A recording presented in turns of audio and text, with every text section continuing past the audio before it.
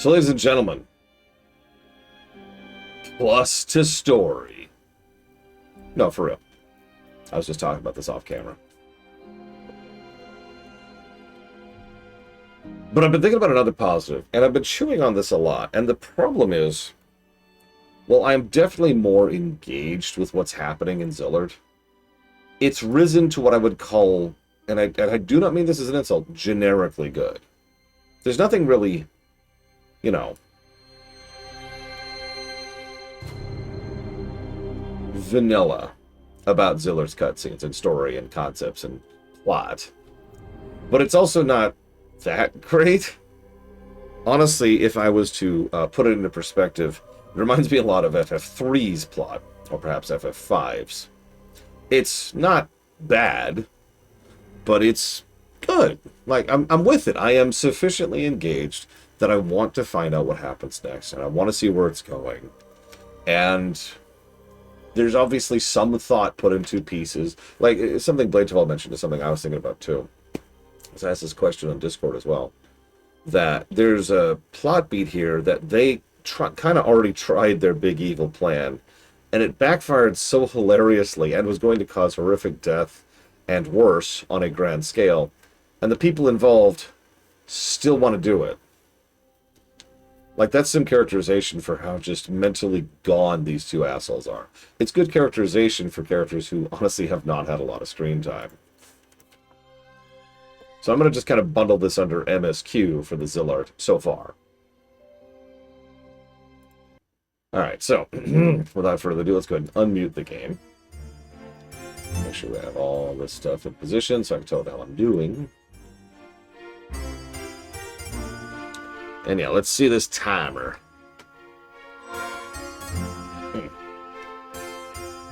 Which was... config...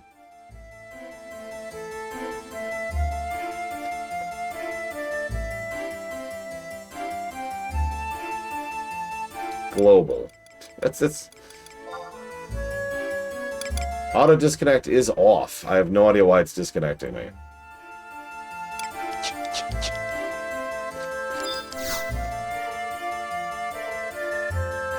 Oh, it's you. I see you made it out alive.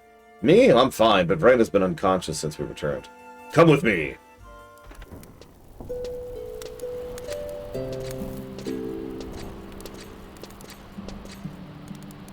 From what I can see, her mind's been poisoned. I never knew Eldenarch has that kind of power. But you mentioned I hardly know anything about him. I guess I never really thought I needed to know. I got what I wanted, I was happy.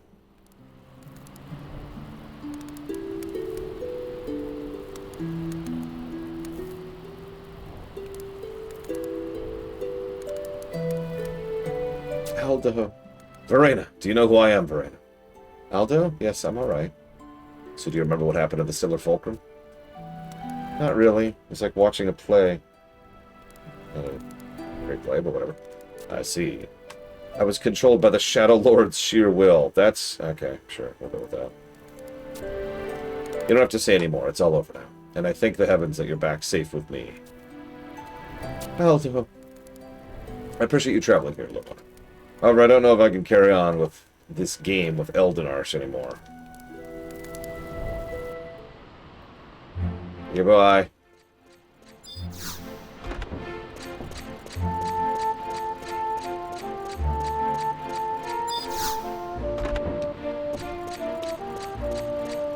Taco Ninja.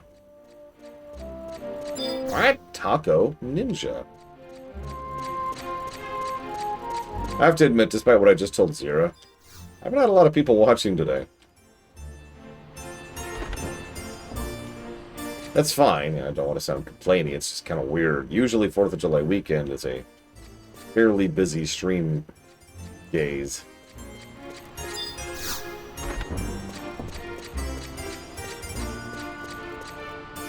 What the hell is on their back, by the way? Do you see that? Is that a buff? Is that a cloak? What is that?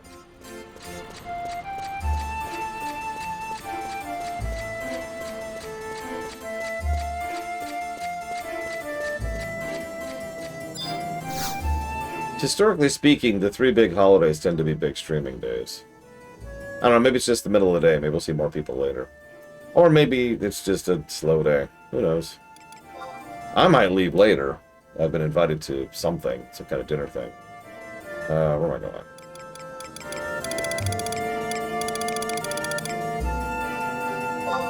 Okay, I'll keep that in mind, Mr. Red. I'll go ahead and tell you that so far the answer to that is nope. Like, I'm kind of joking about it, but I'm not really joking when I say that for my character, this is a Saturday morning cartoon, right? Yeah, very Dawn Trail perspective. He's got the bundle of popcorn. He's just... I also meant what I said earlier. I haven't seen any particularly engaging characters, like an individual character yet. Nothing terrible, which may not sound like a feat, but actually that's doing pretty well, that we haven't had any character negatives yet. But no character positives that I can think of yet either. I'll be very curious who our first character positive will be, because I'm sure we'll get at least one, right? Several people mentioned earlier would be Prish, who I only know even exists because of Dissidia. We'll see.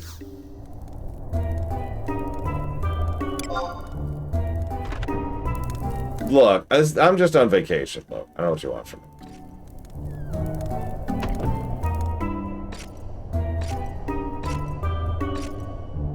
What I know most about Prish is that I did not like playing as her at all.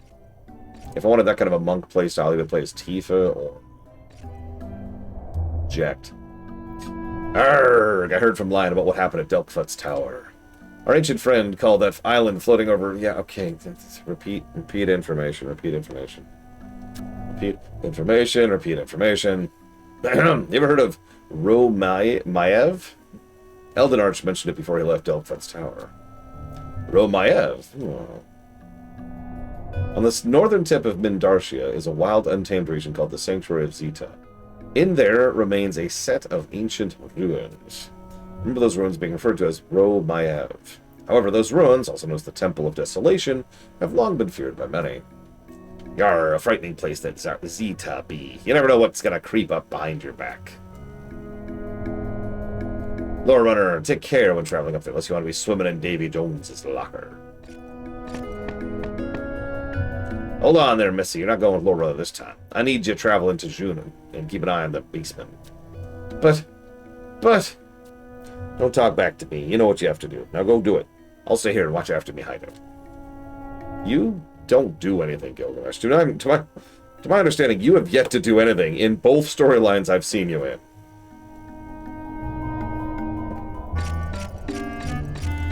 My liege, Mr. Red. I give my life to thee.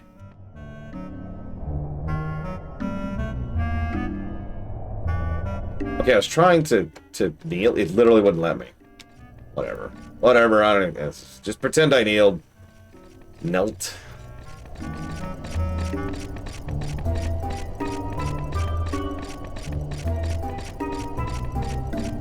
Alright, so you say book? Hang on. Temple of Desolate. Where we go?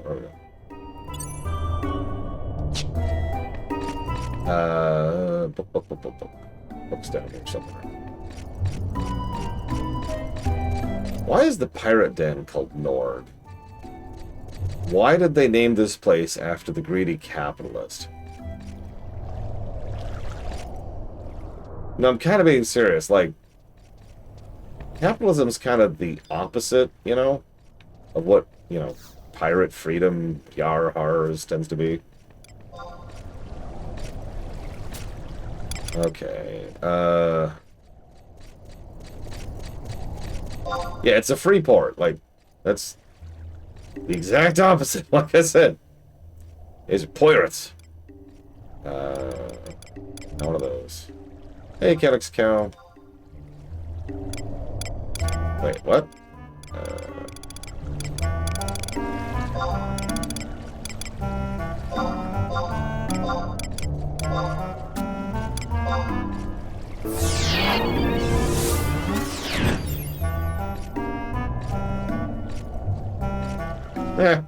Nice emote puppies.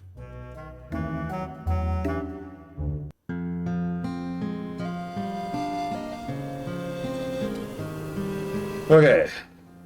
Okay, I think this is one of the things I bothered to grab earlier. Yeah, it is. This is literally something I bothered to grab earlier.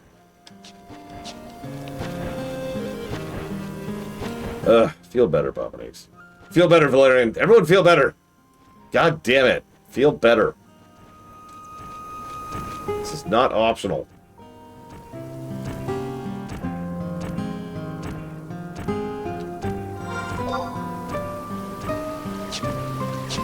And yes, I recognize that this looks a lot like Asha.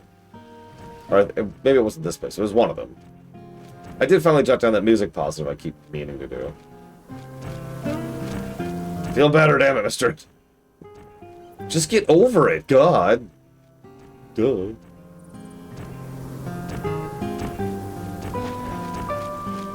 God, could you imagine if it was that easy? Oh, that would be a world.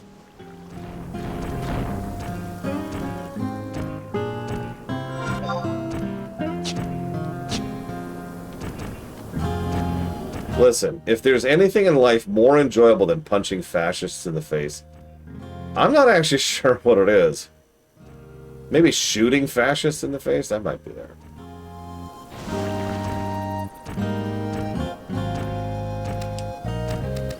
One of the games I want to try out is called Too Many Effing Nazis.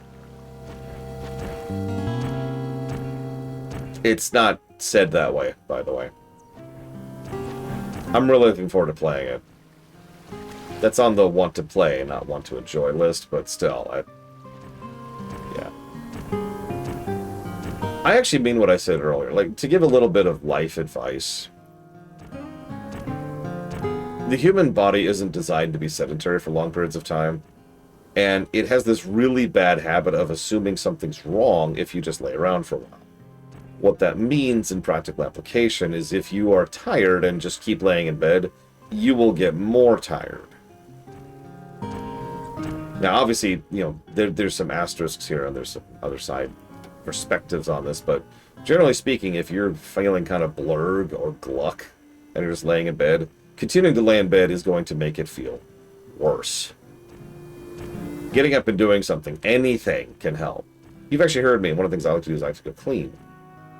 I don't know, do the dishes or sweep or get some laundry done or whatever, right? Also, just some basic exercise. Doesn't have to be anything big. Just get some stretches in, you know. Something that just requires a spot of ground to be able to move around on.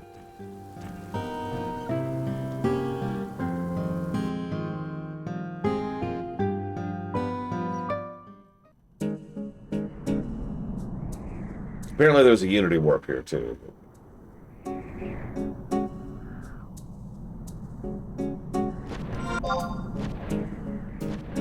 There's the book. Of course, it's across a bottomless chasm. Why wouldn't it be?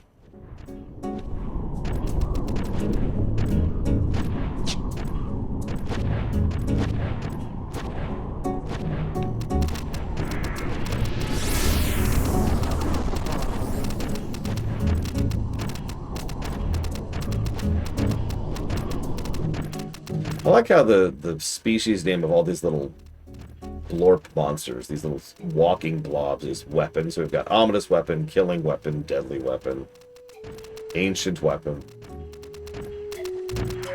They're all just blobs.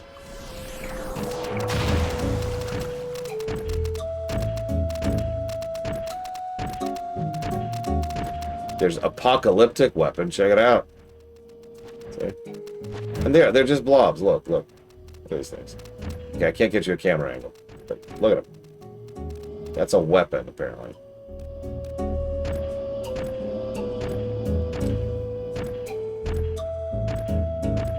Possible Poppinix. If you can get an MRI, go for it. That's out of my reach, but...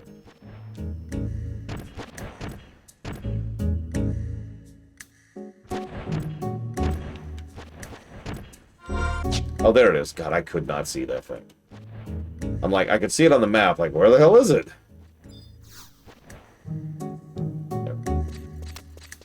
Remember, get all the teleports. Never know when you might need them, because there's a... I don't know if you've picked this up. But FF11 has a little bit of backtracking to older zones. I don't mind for reference. I kind of wish WoW would do that more.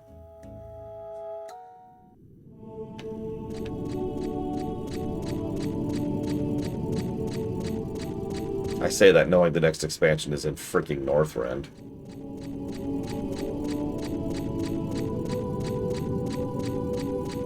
And we just got a massive overhaul to, you know, both lanes.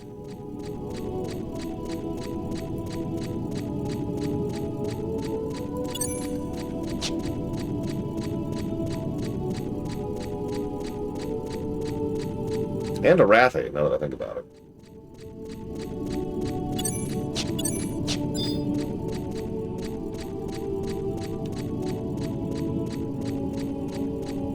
Yeah, I'm looking forward to the new zone.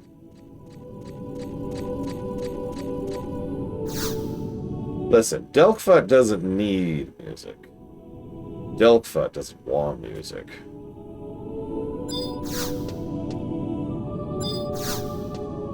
Okay.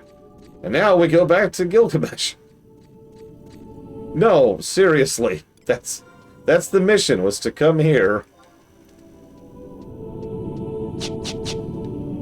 walk up to a door which we can't go through, and then go back to Gilgamesh. That's not a joke.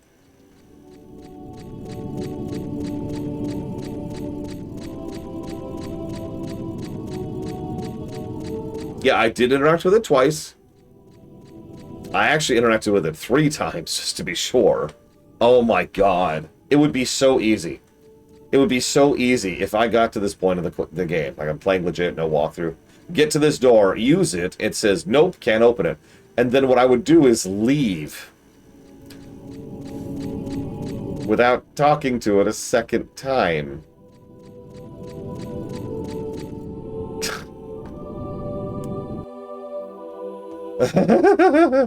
Yeah, imagine doing that back in the day when you don't have, like, mounts or all the teleport network or any of that nonsense. Just... oh, God. That would be terrible. What is this, a FromSoft game?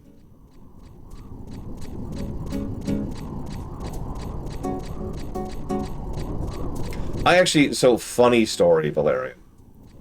Not only did I recognize the old guide, I'm pretty sure I've used that guide at least once in my life in trying to play this game.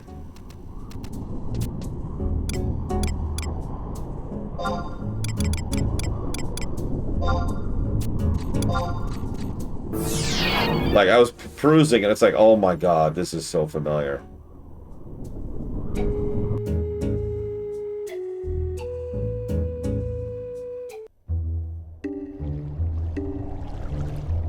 I like how it keeps saying, my money tracker keeps saying, like, you just lost 1,000,000 gil. Wait, no, it's only 100.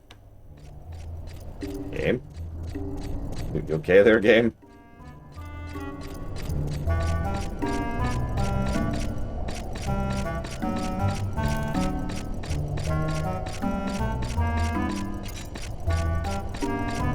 Oh, this looks like fun.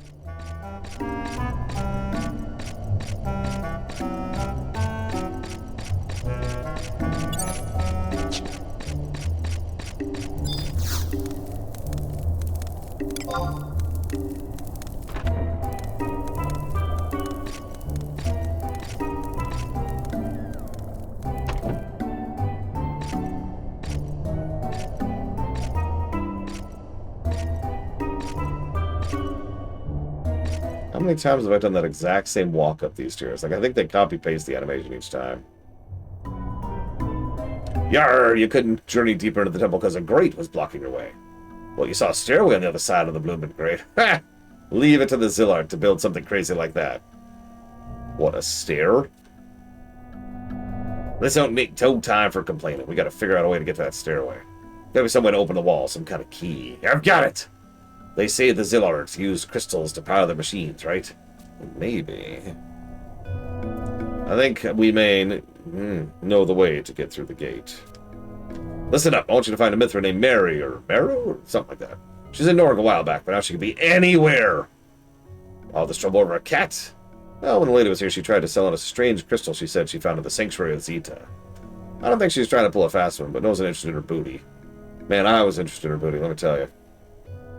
Wait, how old is she? Because if she's not older, then I don't care. Anyway, so now I gotta find a woman somewhere in the world. Does it... I'm actually curious, does the game give me any guidance on this? Nope. It really doesn't. Sorry, Kennex Cow. I was continuing the older women thing. Which is funny, because it's not actually a joke. I do actually like older women. I always have.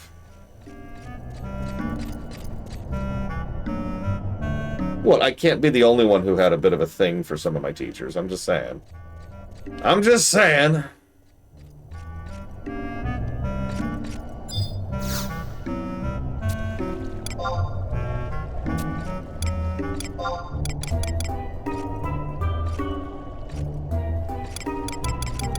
Just saying it's even listed here. Alright, okay.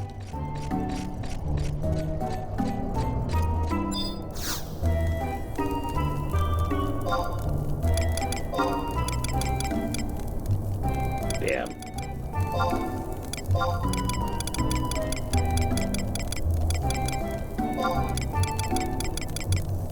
Double damn.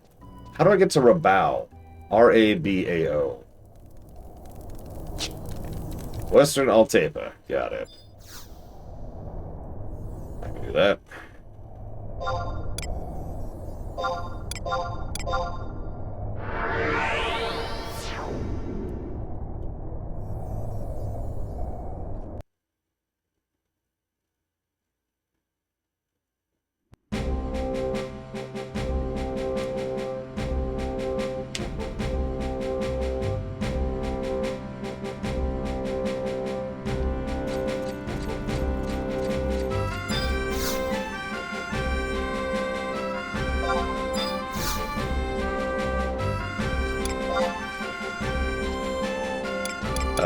Let's see. Western Alteba.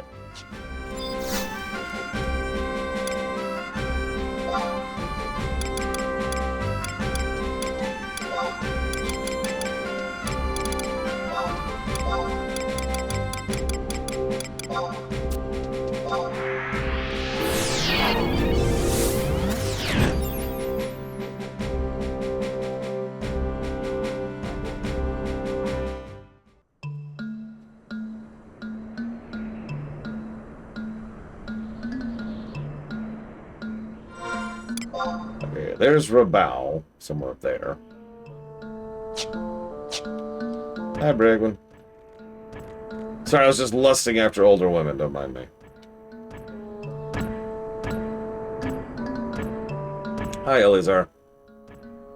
Ignore what I just said. That information is for Bragwin alone.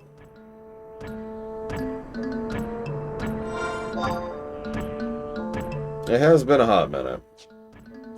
Who knows, I might actually be able to do some uninterrupted streaming soon.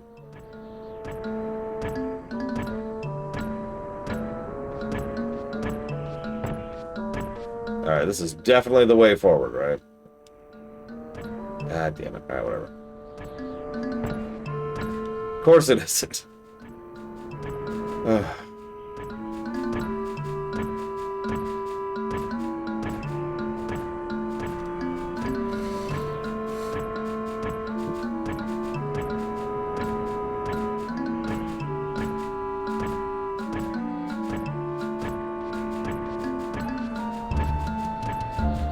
Well, a golem is a robot and an elemental is a spirit.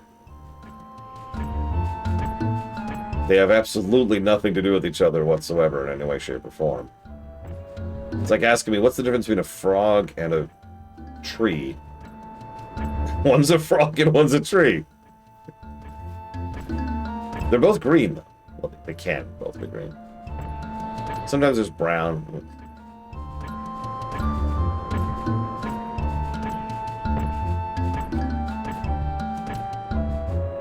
Golems can be made out of anything. They don't need to be made of elements.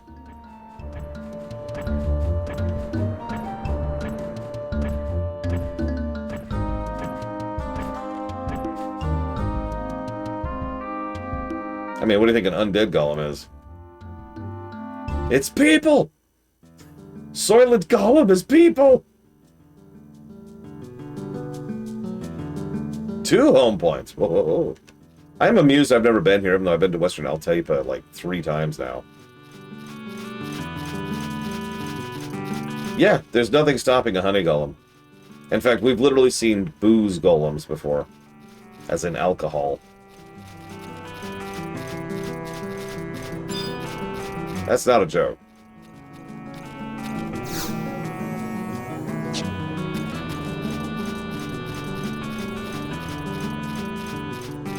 Ah, there it is. It's just about to pop the map.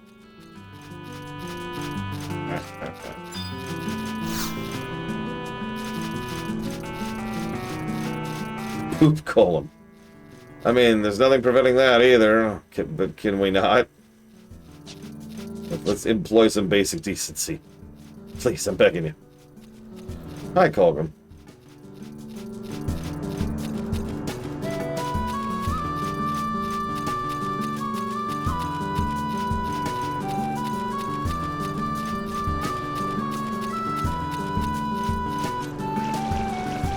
It actually gained 2. She's right here. Name's Mario. She's right here. An excremental. Are you the adventurer known as Lore Runner? The winds carry word of your interest in the ruins of Tilor. I know how to get in. The very center of the ruins, I mean. I wouldn't mind just telling you, but you know what they say, nothing of value comes for free.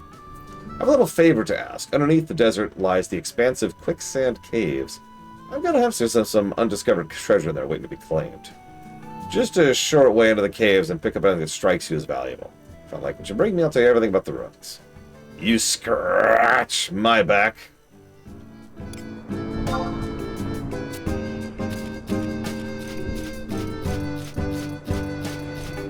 I've also given a music positive because the music in Zillard has actually been pretty solid. I'm slowly working my way up to a second positive on that as we keep hearing more songs. Okay. Now what do we do?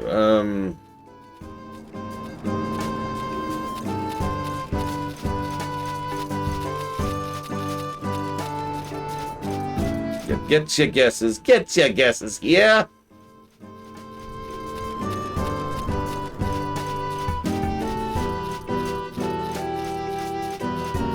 Wait, which one? Which one?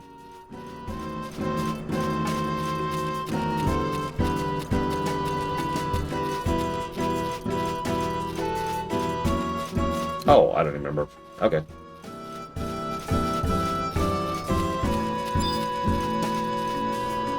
They're all blurring together at this point. It's just an endless array of quicksand. I mean, waypoints.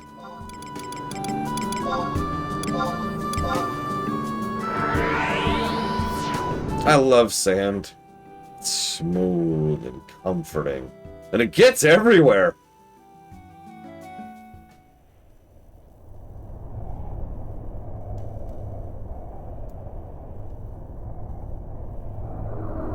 Okay. Home sweet home.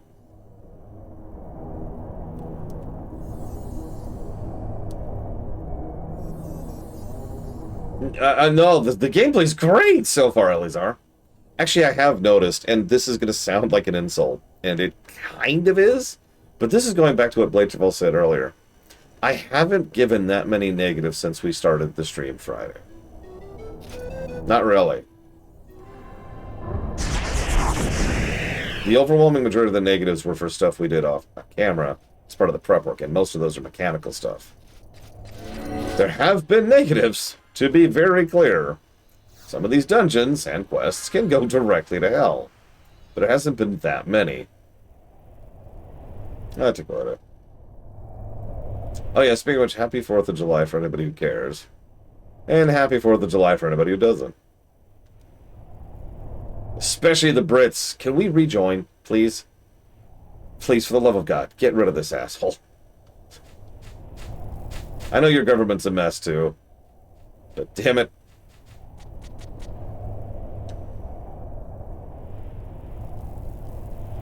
Hell yeah, Valerian. It's been 3 years. Valerian joined the Faster Than Dial-Up Club. I can't even make fun of that. I remember what that was like. I remember the dial-up days.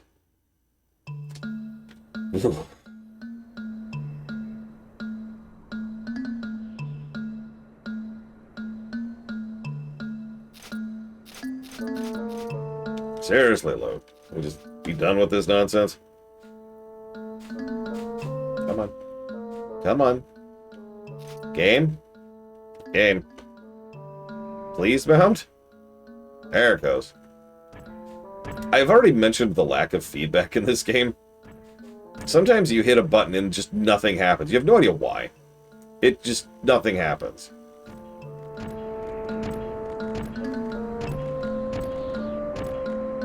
Oh, God, Logue, do I have to? An endless array of paperwork and people hating me for it. Are versus questions the most annoying question to ask? I don't know if I'd say the most annoying, but like second, third, they're pretty far up there. See, the problem is versus questions go back to the 80s, in my experience. And while there is a degree of interest that can come from a versus question, generally speaking, most of those discussions boil down to either interpretation or, much worse, popularity. I like to think about it from an actual intellectual exercise because I'm weird. So, you know, you ask me about such and such versus such and such, I'll actually put some thought into it. But a lot of, in my experience, a lot of other people who are having that same discussion, it's more like, which one do you like best? Or which one's cooler? You know, and it's like, oh man, they would totally win. Why? Because they're badass. And it's like, well, but, I mean, think about it. Now, if there's one type of specific versus question that does pretty much always irritate me, it's the Borg. It was a meme for a while on my show because people kept asking me, Borg versus blank. And the answer in almost every case was always Borg. Why are you asking me this? What about Borg versus this? Borg again. What about this? Borg! Stop asking!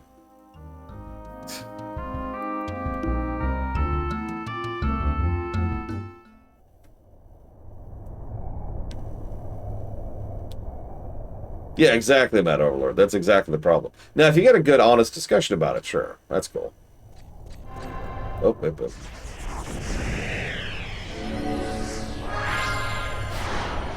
A literal omnipotent deity or Brother Big Strong.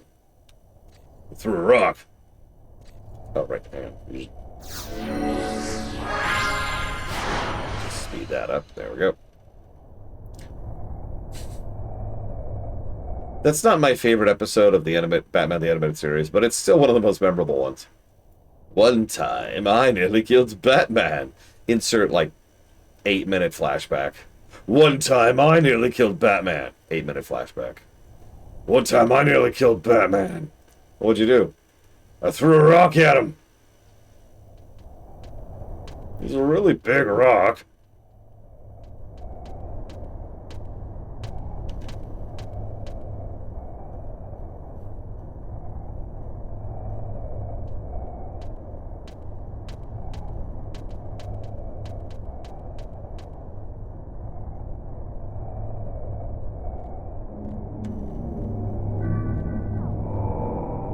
It does, Heroic Floofness, absolutely.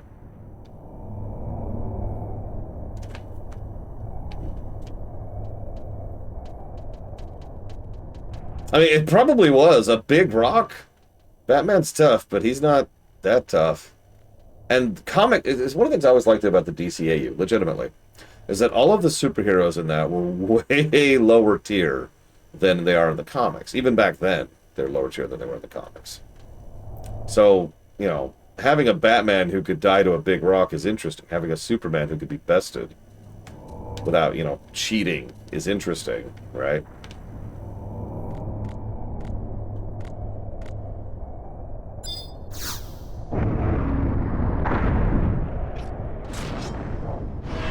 Oh, there's a player. There was a player. Sounds like the beginning of a song. There was a player. Are we going in? Are we going in? I'm gonna wait here. very patiently. Just in case. Okay. I think Blade 12 jumped in. More annoying questions? Oh, I don't know. Hey, Mr. Red, I need to go back to Castle Birdbrain. Could you help me with that, please?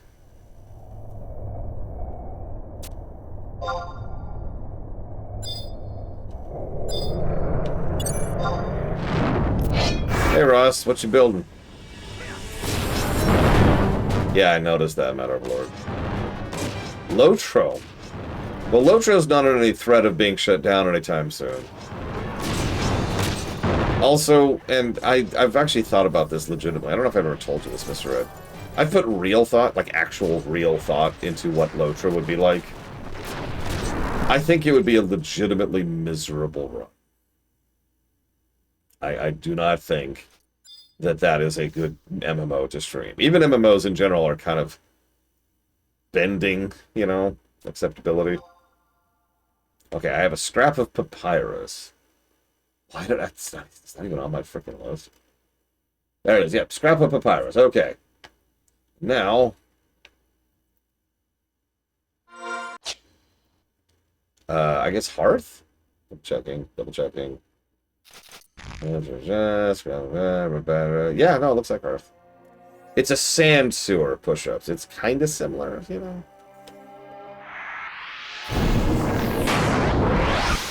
Well, yeah, but I could just do other games at that point. Look, as pathetic as that sounds. Brats and burgers. Woo!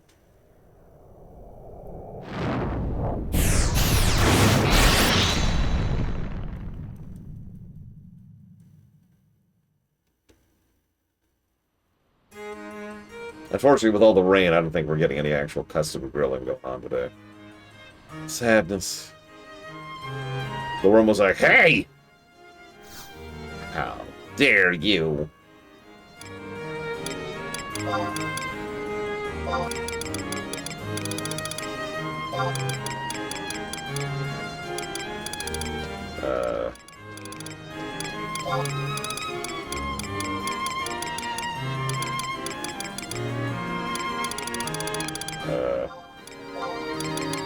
Oh, thank God. Okay.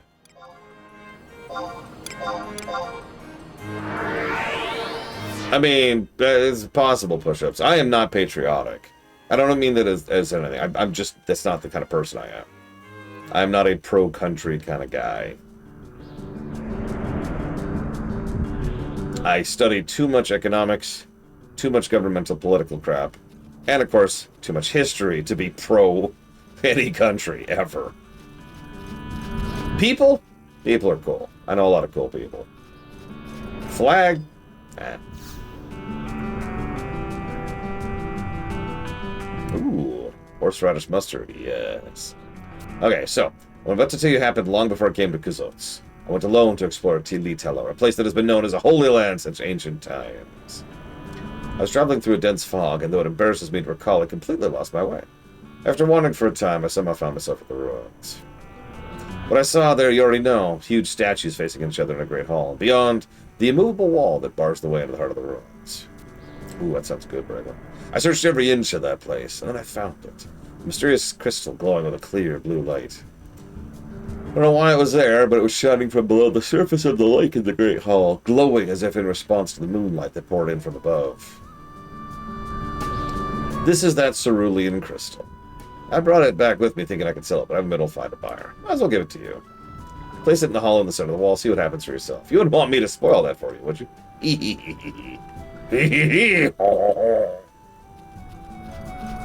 Dude, a proper crisp sandwich is amazing. The problem is getting the right crisps and getting the right sandwich, which most people don't. What is that? Vertical conflux. What the hell is this?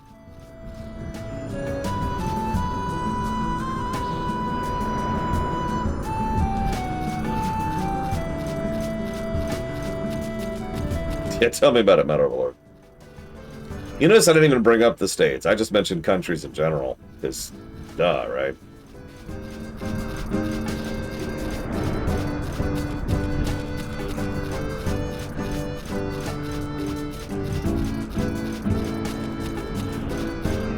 Alright, so...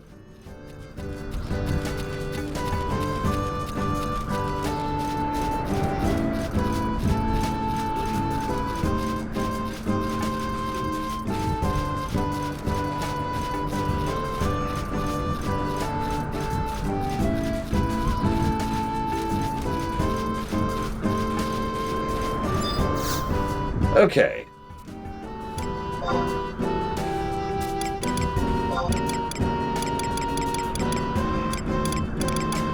I think it's this? Shoot. Damn it. Yeah, sure, Ross. What you got? What does the States do best?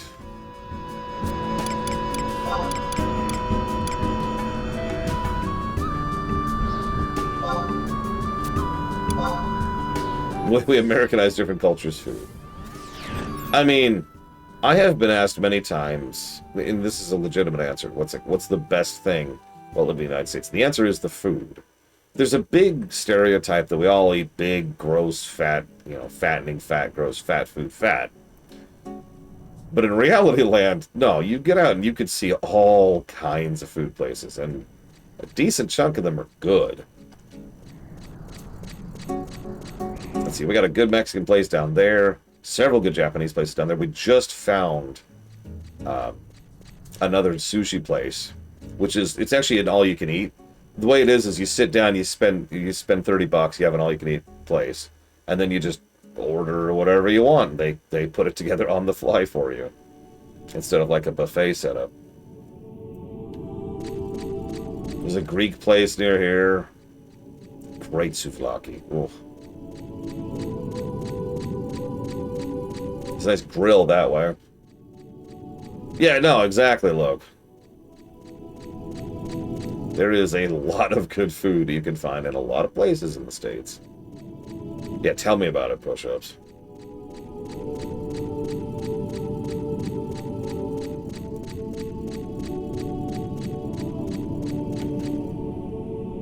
Oh, wow, okay. A little falling apart, but also, yeah.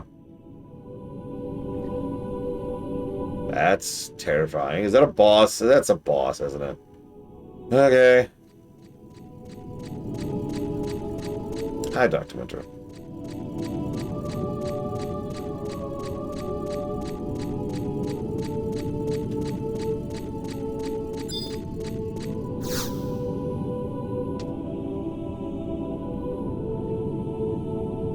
And yeah, pretty much about over. I've got a score to settle with that Eldenarsh. It's time to put an end to that midget's plan. Yeah, no, I just mentioned I was at a city recently, right? During the non-dark. And I did a lot of walking because parking is terrible. So, like, I literally lost weight last week because I was walking every single day. So, now the thing is, that's more of a thing in the cities, right? You get outside of the city range and that goes away. In fact, you actually have the opposite problem once you get out of the city because everything is so stretched out that you gotta drive to get anywhere. Like, I could walk to my grocery store and, like, 2 other places, and that's kind of it right now from where I currently live. And I don't live near the city. I'm not sure what he meant by being blessed by the light, but I do know we need the cerulean crystal you hold to find it. I could bike to a couple more places, but...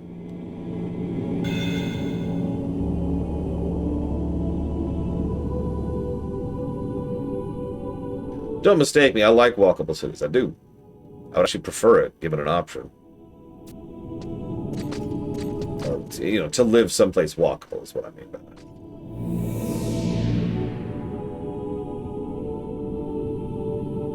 Yeah. Oh.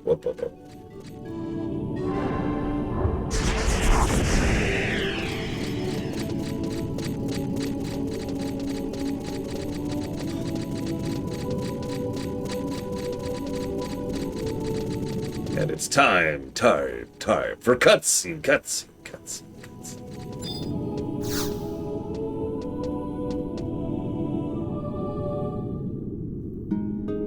San Fran's an interesting one because a lot of downtown is actually very walkable by necessity. Back in the day, we used to actually park across the bay and then take the ferry over and then walk wherever we had to go. Oh, that was my dad's commute for most of his when he lived there. Seems we cannot continue any farther. What's going on? Does this mean our power was not accepted by the crystal? Long have I awaited thine arrival.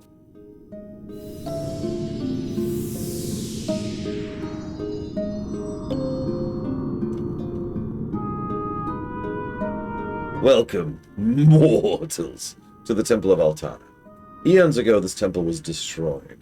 However, its appearance doth not hinder its function. Thou hast come here to stop Eldenark, to keep him from opening the gate of the gods. I am... Yvain Oile? Yvain Oile, a servant of the Dawn Goddess. I watch over the path leading to the gate. All the Zillard, including Eldenarch, are still bound by our cursed past. As thou already know, his plan began 10,000 years ago when he came into contact with the 5 crystals, the rest beneath the surface of Vana'diel, the true crystals.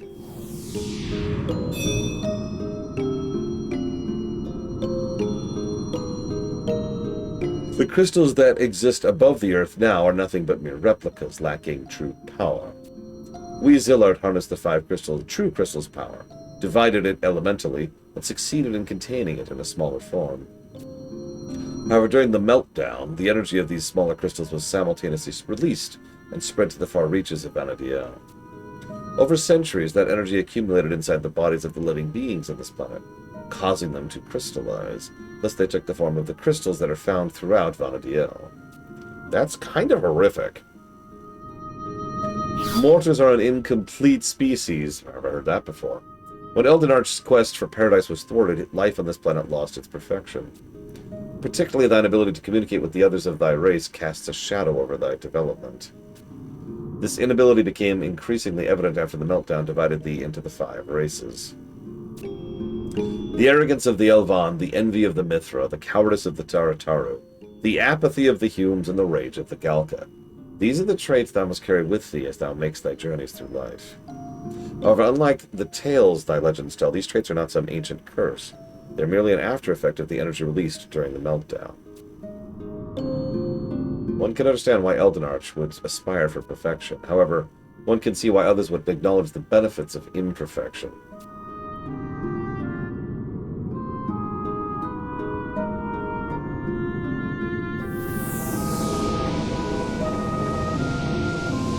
Yeah, we actually already saw it in a previous cutscene, push-ups. Put simply, they were going to do something to create a perfect society. One of their own people interrupted that, and that caused it to go...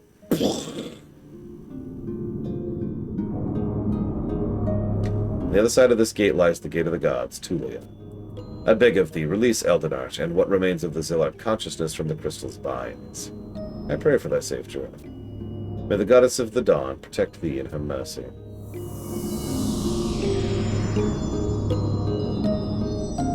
But as once there's the song from earlier.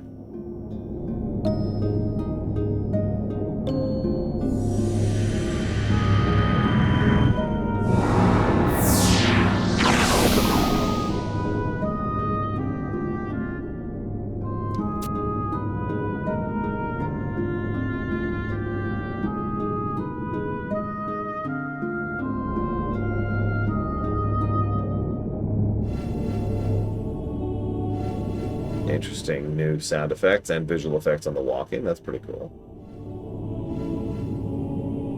I hope nobody's afraid of heights.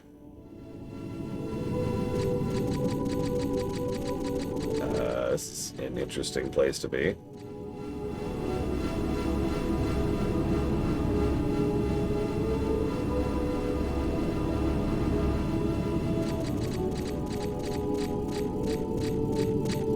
That's a good question, Mr. Red. I obviously do not know. Blades of all might know. Yeah, we got a lot of crystal tech here.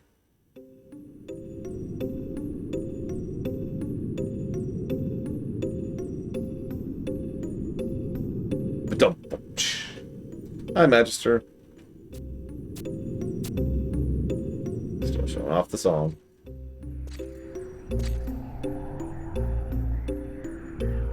Hi, Rex. So apparently I really am going to be in the sky now.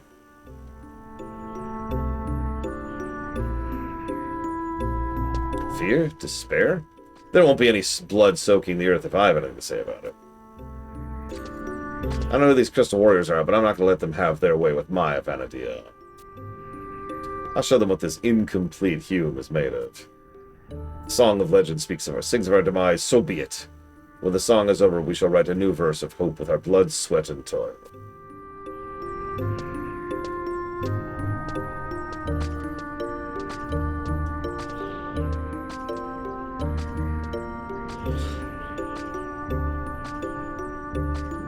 That's the goal, Rex. I gave you months. Months! Ooh, okay.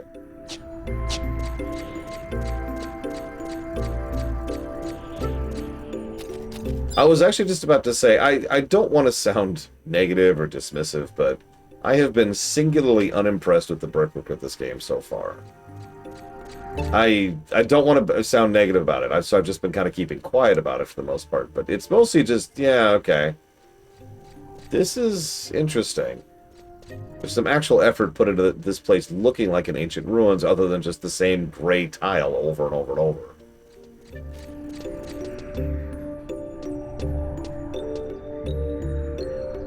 Yeah, there's some actual honest-to-God vegetation, which really helps with the visuals. And the fact that we can actually see the night sky up above and the clouds down below is a nice visual. Oh my god, no, Triaxia, no! Absolutely refill pad. One of the reasons behind doing this, one of like 7 reasons why I'm doing this run, is because I know a lot of people who have never known or seen FF11's story, for obvious reasons. It's kind of got a lot of barriers to entry.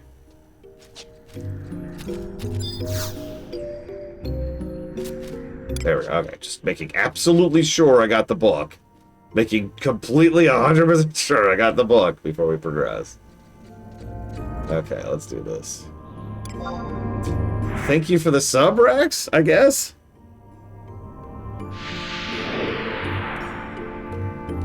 No, go ahead and guess the score. I'm actually curious how this is going to score. Keeping in mind the score is going to be rather unrepresentative, which, I'm going to be honest, irritates me professionally. I'm not going to lie about that. But there really is no doing it. There's no fixing that. There is no realistic, viable, feasible, reasonable way to actually do a thorough review of FF11. So I've just mentally accepted that. Hell, some of you probably don't remember this, but when I first started doing the prep work for this run, I was actually going to ignore the gameplay access entirely. And it was actually a request by people who are not me, to be like, well, no, we've got to actually cover the story. And I'm like, or sorry, the gameplay. And I'm like, okay. Okay, so what are we on right now? Let's double check something here. Archangels. Is this? Yep, this is a big one. Oh, jeez, here we go. Oh, I will, but I will actually give this a score. Oh, hey, if we have an Arc Pentasphere, we can just skip through most of this quest.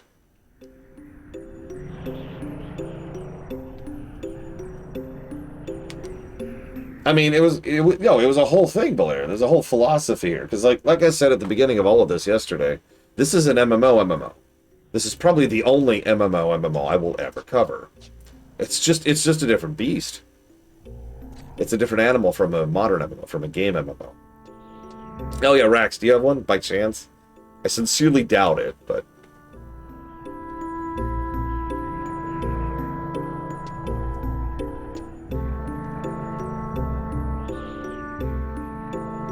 Okay. Just, that's fine, that's valid, I just thought I'd ask. Okay, so what are we doing? We are... I need to examine a blank target.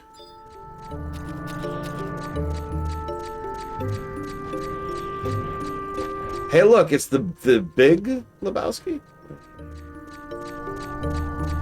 Yeah, the next game is WoW Midnight. Modern WoW at its most modern. Wait until you see Silvermoon. For those of you who haven't. Jesus Christ.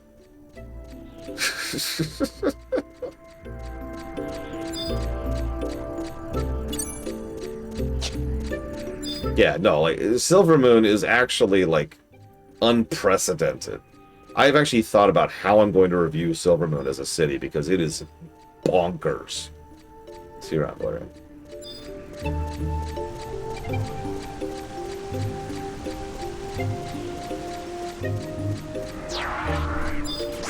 Okay, so this is a gate? Is this where I'm going? Hang on.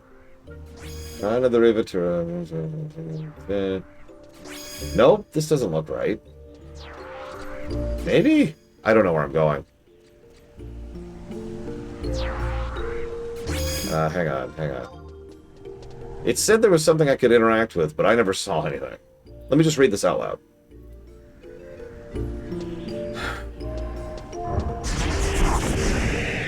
Proceed straight forward into the teleporter and enter the Shrine of Ara. I think that's where I am. Head north a short distance, examine the blank target at GH11. That's way back there.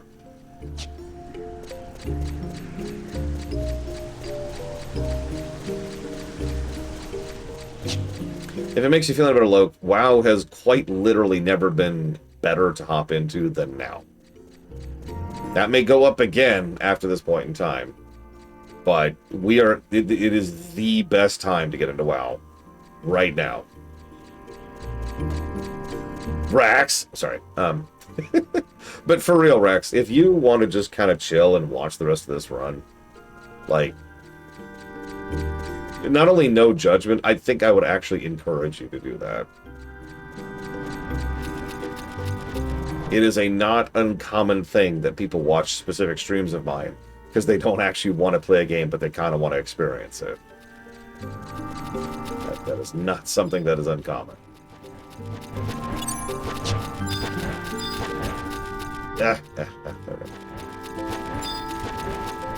Hey, Zero. Welcome to the sky.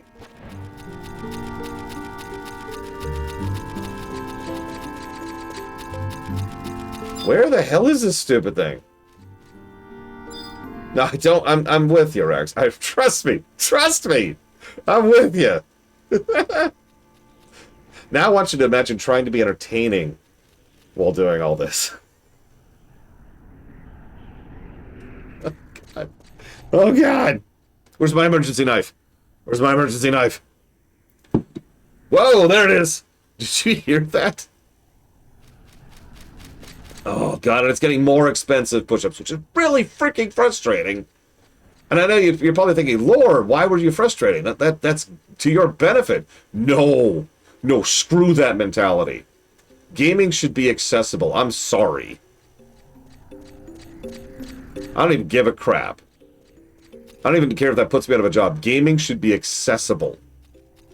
Entertainment, actually, would be a better word to use. But I'm really pro video game. I have been for a long time. Since I was a kid. I don't know where I'm going. Oh my God, I don't know where I'm going. For the first time, I'm legitimately lost. Yeah, I think this guide is on crack. Yeah, exactly. No, joy is not a frickin' luxury. Go back to the gate we were at, the one that's labeled as 1 here. That one. Okay. Yeah, exactly, Loke. Abso-frickin-lutely.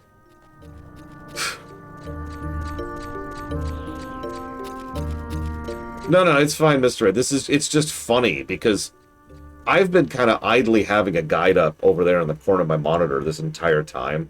Sometimes I'm following Blake Duvall in lieu of that. He's been very helpful. Thank you for that, Blake Duvall. But for the most part, I always have that there just to kind of do a double check, because there's so many bullcrap things, right? So much garbage of like, wait, did you talk to the door twice? Oh, you didn't talk to the door twice. Go back to the door and talk to it again. That's been this whole run, is just make sure And even when I went to get that stupid waypoint that I ended up using, it was the same mentality of, well, maybe I should go grab that. It mentions it's there. So, why does Pixar seem to dislike the Buzz Lightyear 2000 TV and movie? I actually have no idea. I haven't watched that film, so I can't speak to it, but I didn't think there's anything, like, wrong with it. Dude, Vampire Survivors is weirdly legit for what it is.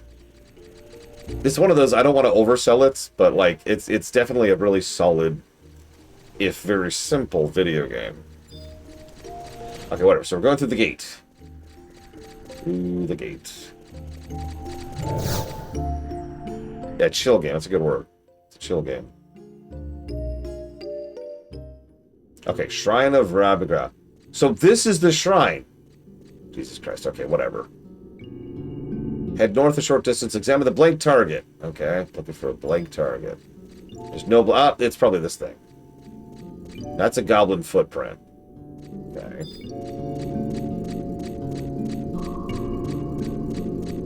There's a thing up here, which I can't target yet because it's dumb. There it is. Hey! Hey!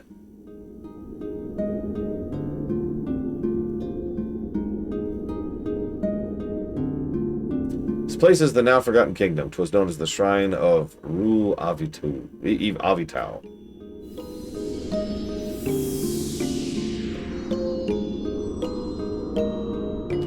'Tis the heart of Tulia, the celestial nexus, the key that opens the gate of the gods lies within.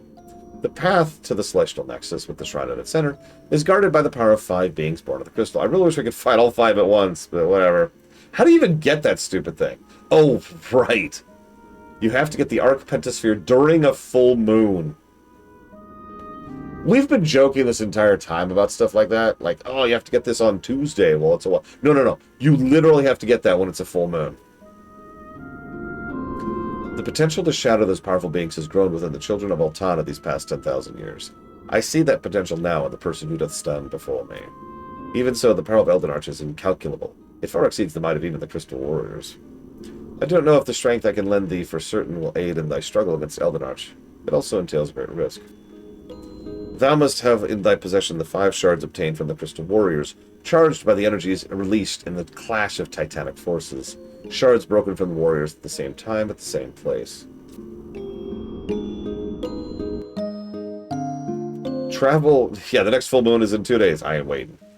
Travel to Romaev when thou canst see the full moon under the night sky. The power of the ruins will awaken, filling the spring with water that will affect the lunar sphere. Immerse the bottle illumining the sheet of parchment. The sheet of parchment will transform into the Arc Pentasphere. She actually just tells us about this. It's used to alter the magical properties that govern Laloth Amphitheater. It holds the power to bring the 5 guardians to a single point, and is capable of annulling the restrictions of the amphitheater. What's the workaround? Doing this individually. It'll also make it possible for your many companions who have joined thee to assist in this endeavor. Please don't forget, however, this is not necessarily the path thou shouldst travel.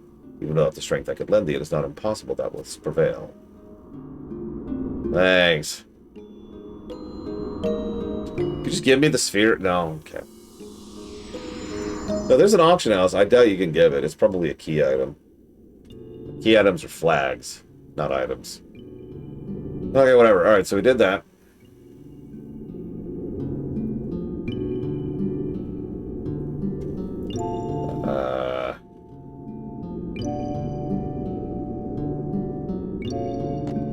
Return to Ruaun Gardens? What?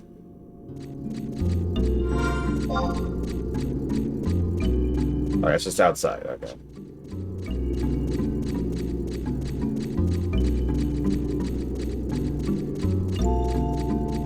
Alright, good luck, Rax.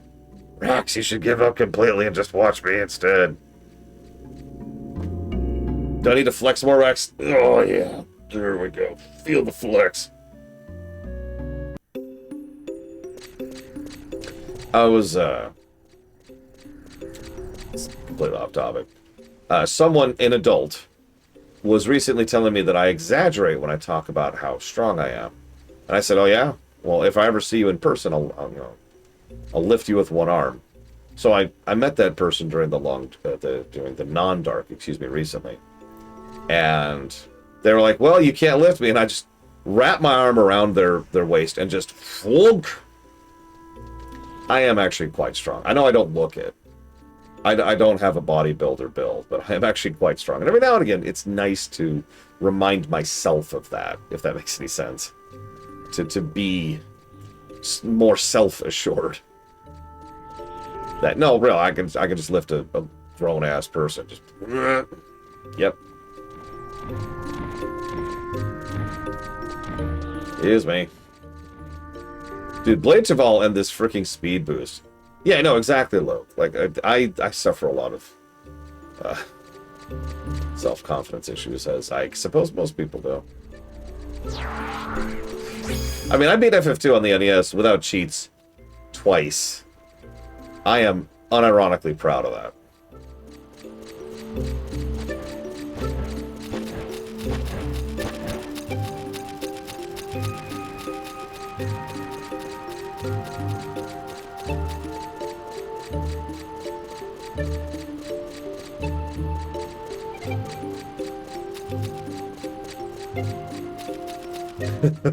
Look, Rax, you know the rate at which I play games, okay? You know me.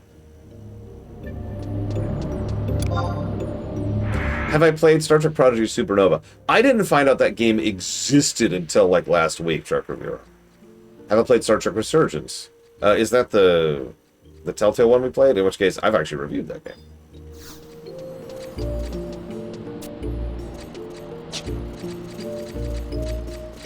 I hesitate to call it a good game, but it was a very satisfying game. It was a very Star Trek game. It's exactly what I wanted. It was Star Trek Telltale. It deserved it, Ross. I stand by that. It was supremely Trek.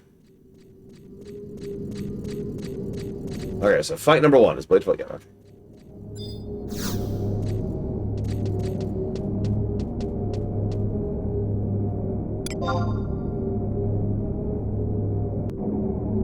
Actually, I'm kind of with you, Dr. Winter. It reminds me of an old quote, which I'm going to butcher here. If you do not doubt yourself, then you do not believe whatever you say you believe.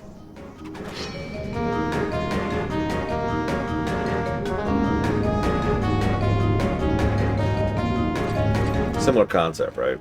If you are so self-assured as to not question yourself, there's probably something wrong with you.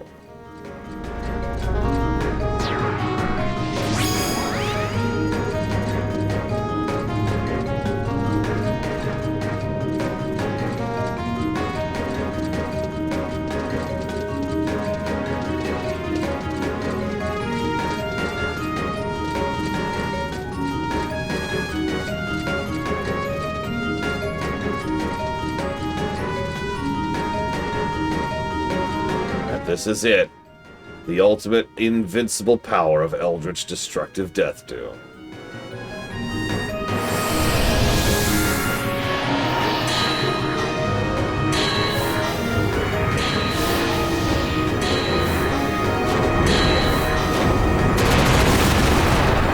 Yeah, me too, Dr. Winter. And it's a great episode. I know some people say it's overrated. Those people don't track. I'm sorry. I have watched that episode recently. It holds up. I know, Ross. Whoops. Teleport.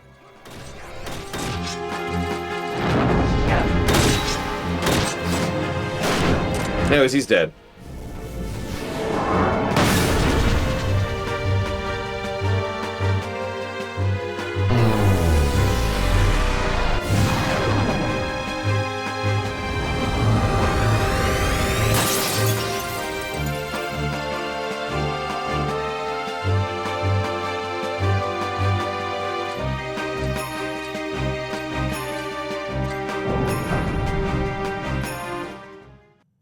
Stuff like this is why I'm actually upset that I missed out on that event, last timed event.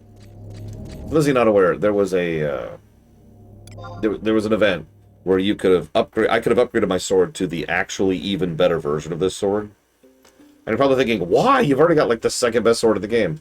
Yes, but I could have the best sword in the game. And if there's one thing I have learned from years of experience of doing runs like these, it's that there's no such thing as too powerful. I really was going to go for it. Unfortunately, I didn't even find out about it until it was too late. I was mathematically incapable of finishing it at that point.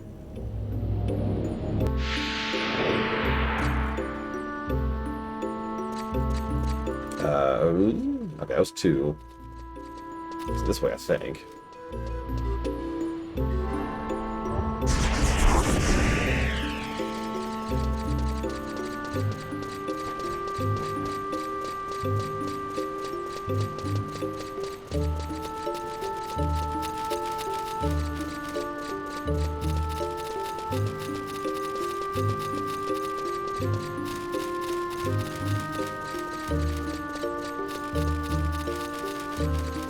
Time Amok.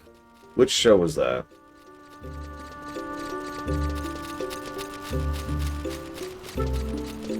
Prodigy. I wasn't aware there were any Vulcans on Prodigy.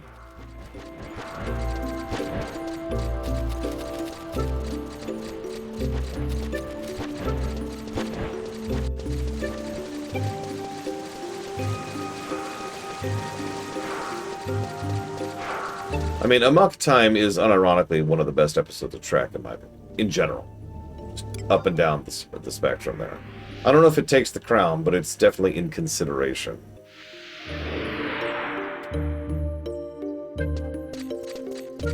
And though I will be mocked for this opinion, I absolutely think that Best of Both Worlds, Part 1, is... Whoop, nope.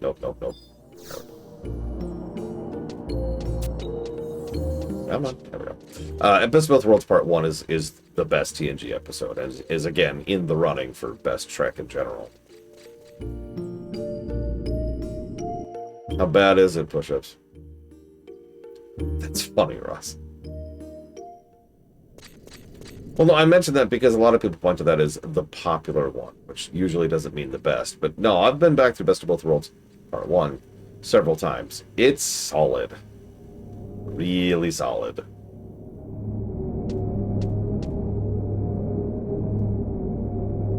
You notice I keep emphasizing Part 1. There's a reason for that. Part 2 drops the ball substantially compared to Part 1. Yeah, amusingly, Chain of Command is the exact opposite. Chain of Command Part 1 is actually pretty weak. Chain of Command Part 2 is legit. I thought I was waiting for Mr. Red, but I guess not. Okay. It's all good. It's all good. I'm done. I'm worthless. I die. Yeah, Best of Both Worlds Part 2 is a good episode. Best of Both Worlds Part 1 is one of the best episodes of Trek.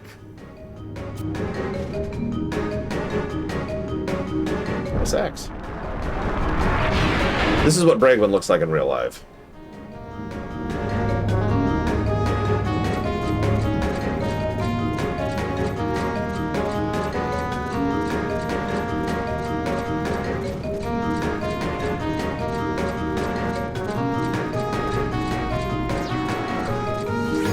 Purplest Voyager so far? Oh gosh. Let me actually pull up the list. Let's see what we got here. Is this not MLP? Where's Voyager? There it is. Oh gosh, what do we got? What do we got? So here's all the purples we've had so far. In no particular order. Scorpion, Part 1. Year of Hell, Part 1. Year of Hell, Part 2. Mortal Coil, Message in a Bottle. Hunters, Killing Game, Part 1. Living Witness, Hope and Fear, Timeless, and Gravity. I believe this is 3.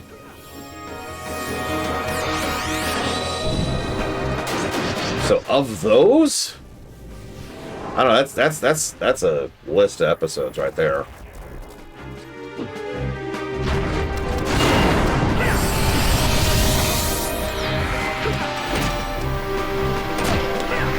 I am most tempted by Living Witness, believe it or not. Living Witness is really good in several ways simultaneously. Like, a lot of episodes of Trek are entertaining, some of them are good character pieces, some of them are good, like, real-life allegories, some of them are good talky points. Living Witness is all of the above, somehow. Like, it actually has room for every single one of those points. But I'm also very torn, because, yeah, Mortal Coil is obviously amazing. Timeless is usually one of the first episodes I think of when I think of Great Voyager.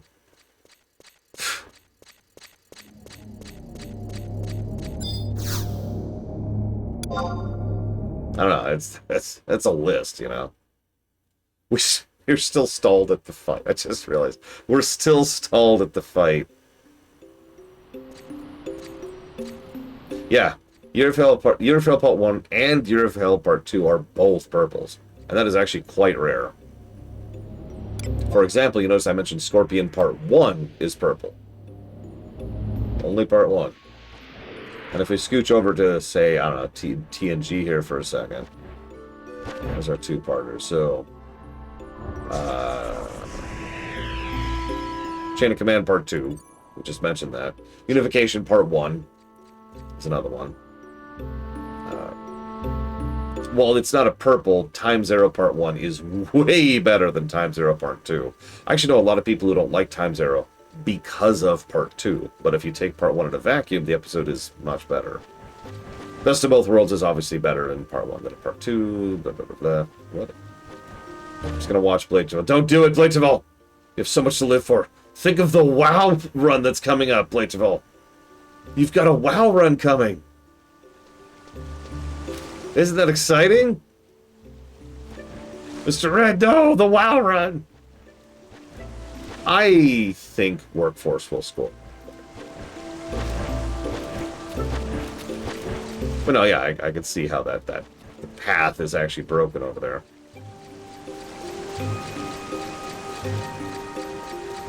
All Good Things was a Poiple, and it deserves to be. I don't think I would put it as good as Best of Both Worlds Part 1. I could acquiesce that it's as good as Best of Both Worlds Part 2. Which means if we stop dividing them, that gets a little bit more equal. It is without question the best finale. That's not even close. The next best is noticeably flawed in several noticeable ways, and that just drags it down. I'll save you, Zira. Maybe? Maybe? Hello? Hello? Game? Hello? Hello? Game? Hey, there we go. We'll save you, Zira. Die, monster. You don't belong in this cat boy.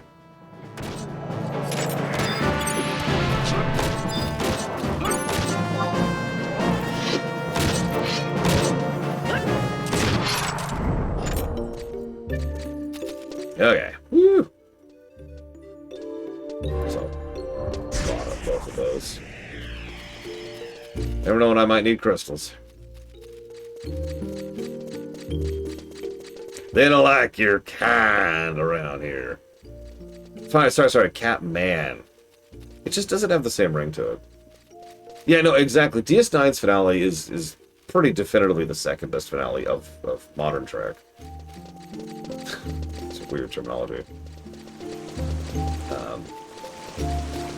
But it has issues. It's essentially two stories in one. One of which is great, and then stops out of absolutely nowhere. And the other of which is, like, bad. Like, actively bad. It's very strange.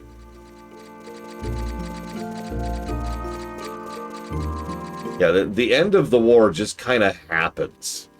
And we only see, I want to say, three? Yeah, 3 total cutscenes that are the end of the war. 3.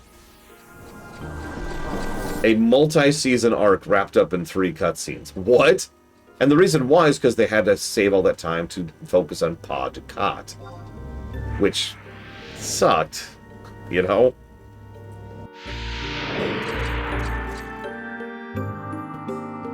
Don't worry, Valerian.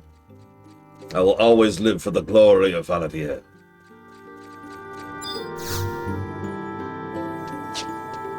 Yeah, the wrap-up stuff afterward was pretty good.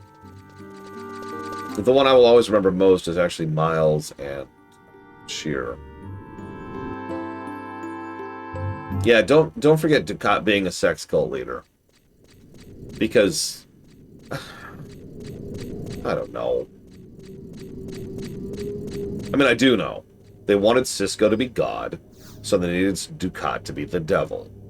Because Ira Stephen Bear has the subtlety of a brick.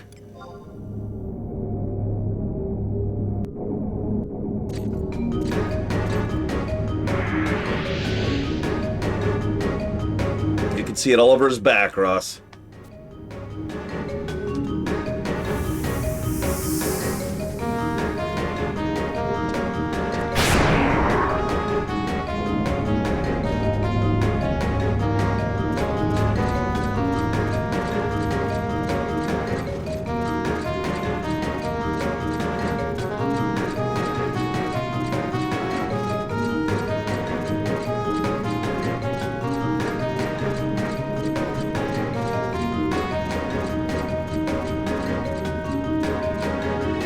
Jesus, push-ups. That's an episode to enter a franchise on. Yeah, and then there's Endgame, which came out of absolutely nowhere. That's the problem. There was no build-up to Endgame whatsoever, and it invented a bunch of random stuff out of nowhere. And it was very bad Voyager. I don't have a better way to put that. No, I was actually saying All Good Things does, Lo.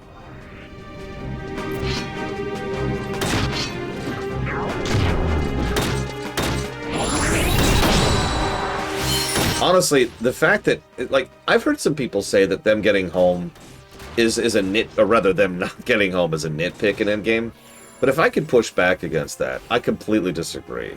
Because it's not just the fact that the ship doesn't literally cross the finish line, although that is irritating.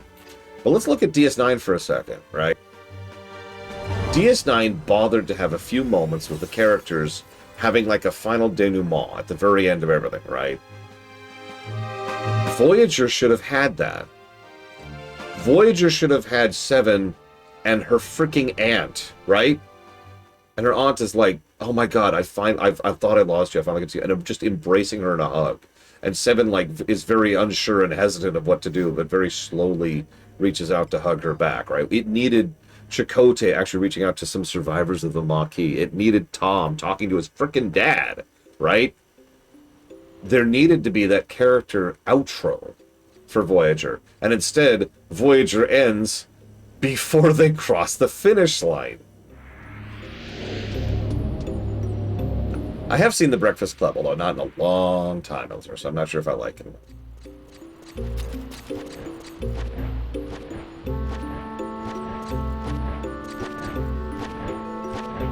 So it's funny you say that, Valerian. You want to hear something that a friend of mine and I were talking about recently? If you really sit back and analyze... We actually did this on stream, too. If you sit back and analyze a lot of the Final Fantasy villains, a surprisingly large number of them are ace-coded. I don't in any way think that's on purpose, but it's interesting to think about in hindsight. I mentioned that because Vayne, FF12... You could argue whether like Kefka counts or Exdeath counts because they're monsters, right? But like no, Vayne is totally ace, 100%. He does not care at all, right? Yeah, exactly. Admiral Paris should have seen his freaking granddaughter. Christ.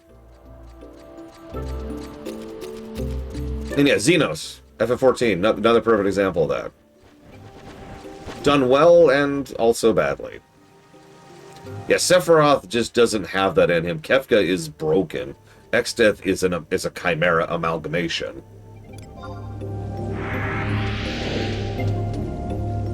Zemus is a speciesist.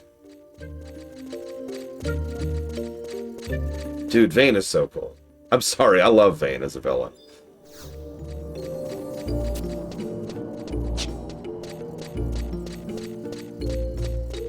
What do you mean, Mr. Ed? Oh, Seymour is another one. I actually agree completely. Exdeath is cool. I agree with that. No. Ace means they are aromantic. They have no interest in sexuality or romance. Although, yes, I realize that's a gradient, but I'm summarizing, since apparently Push-Ups doesn't know what ace means.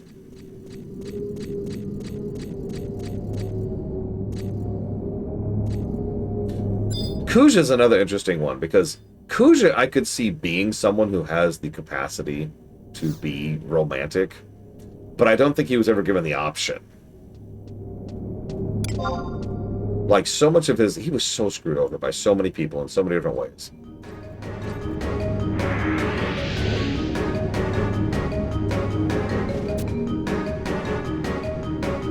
Sabin I could see, yeah. Which is funny, considering Edgar, but I'm with it.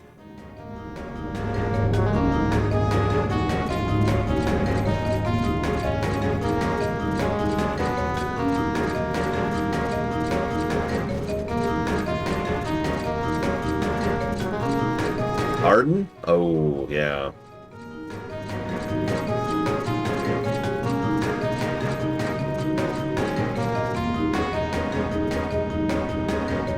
Yeah. Now here's a fun one. The Cloud. We all know the Cloud the Cloud bangs, I'm just saying. Non-stop, every day.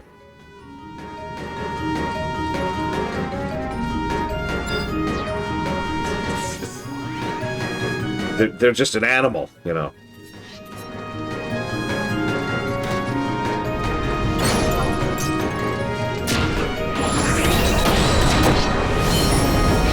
I mean, Locke and Celeste are both fairly romantic, I would say. I unironically list that duo as one of my favorite couplings in video games. Unironically, unapologetically.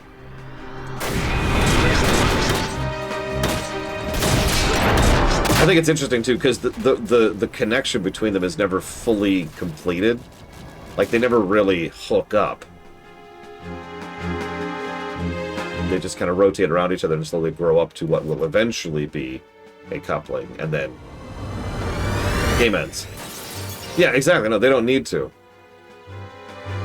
FF6, one of the things I like the FF6 SNES version, yeah, Cyan obviously was, one of the things I like about the FF6 SNES version over the GBA version in terms of localization is implication. The SNES translation, for all its many flaws, knew how to imply without outright stating. And I love that.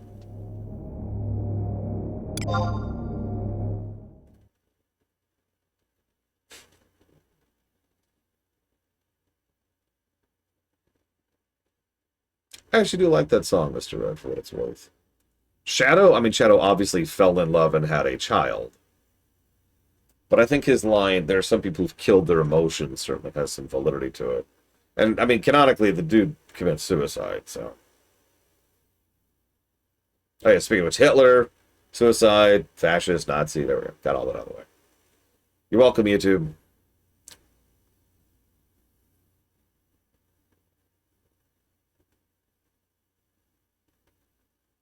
Terra's interesting because her story arc is all about love. And, game, hello. Her story arc is all about love, but it is very much a motherly love. Which at the time was quite unusual. What is going on here? I think I just crashed. No? What's going on here?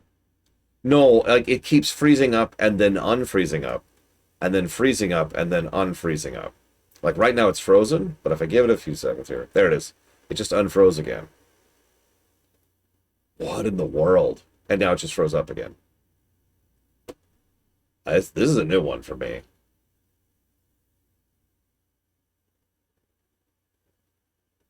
Uh, 30, I believe, Larry.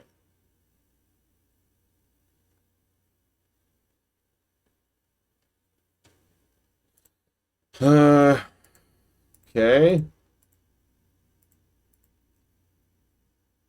This is interesting. And yeah, Kefka is just broken, just straight broken. I'm gonna go ahead and close it. Let's go ahead and crash it.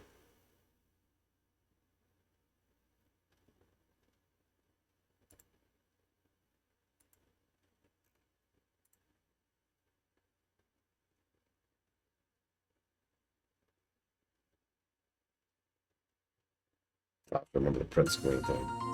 My startup script? What about it? What am I looking for? Ah, alright, hang on. Oh, God, where is that? Give me a minute.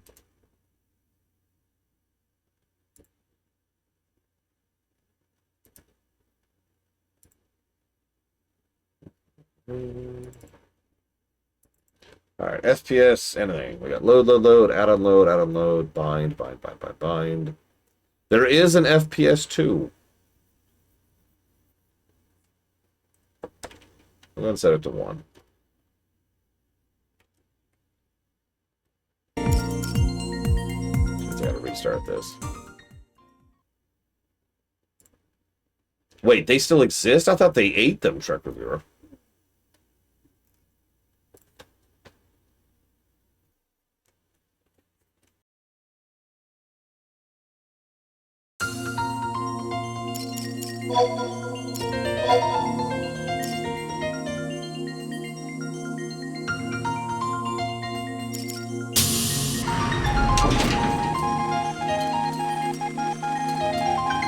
I'm barely joking.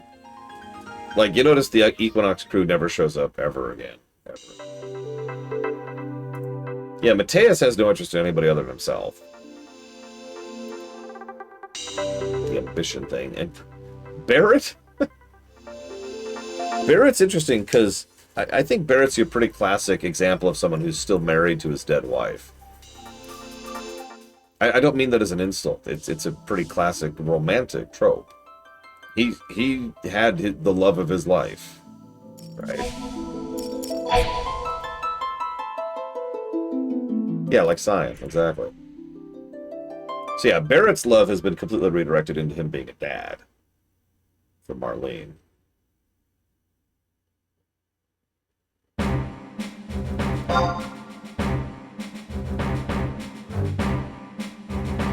Oh, god damn it. Oh, whatever. We're up to 60 now. This should be interesting. By the way, I changed the title music. You're welcome.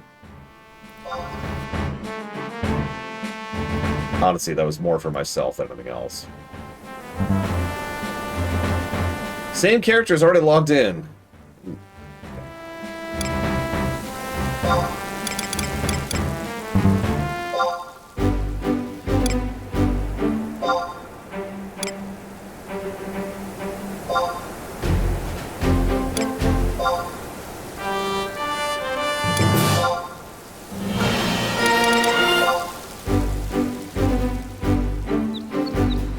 Honestly, ditto, Valerian. I've said it before and I'll say it again. It is funny to me how much of FF6 being amazing was an accident. Don't mistake me. It was the Dream Team at the top of their game. Like, seriously, they had spent 5 games building up to that. But a lot of the specific reasons FF6 is so amazing happened because they couldn't do what they wanted to do.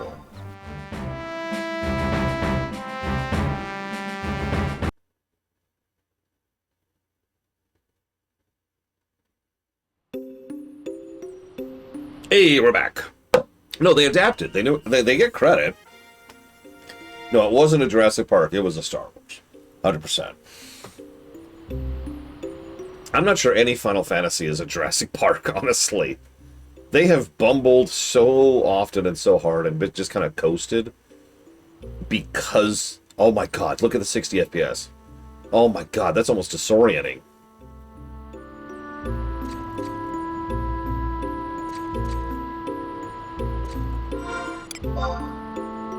Okay, so we did what? Did we do 4?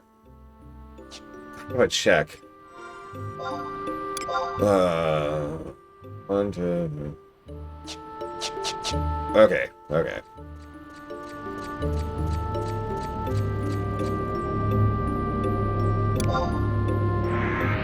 Anyways, yeah, Chrono Trigger is the Jurassic Park. I actually do agree with that. That was a game made by the greats who knew exactly what they were doing, and they planned it all out, and it was amazing, and there it is. Shazam. I don't know who Group Lead is. There we go. Thank you. There's actual color here, too. God, 60 FPS. Oh god, my eyes. My eyes!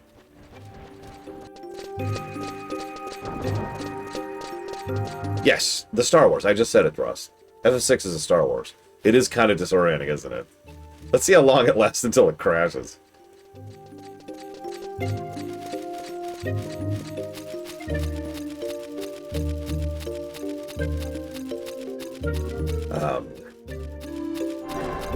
You know, honestly, what's kind of funny is FF4 has more of a lock on being, you know, the deliberately good one than FF6 does.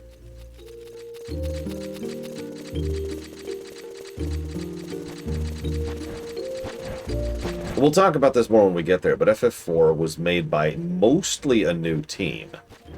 And they brought in a few additional people who were really good at specific aspects of storytelling, including the play guy I've mentioned a few times.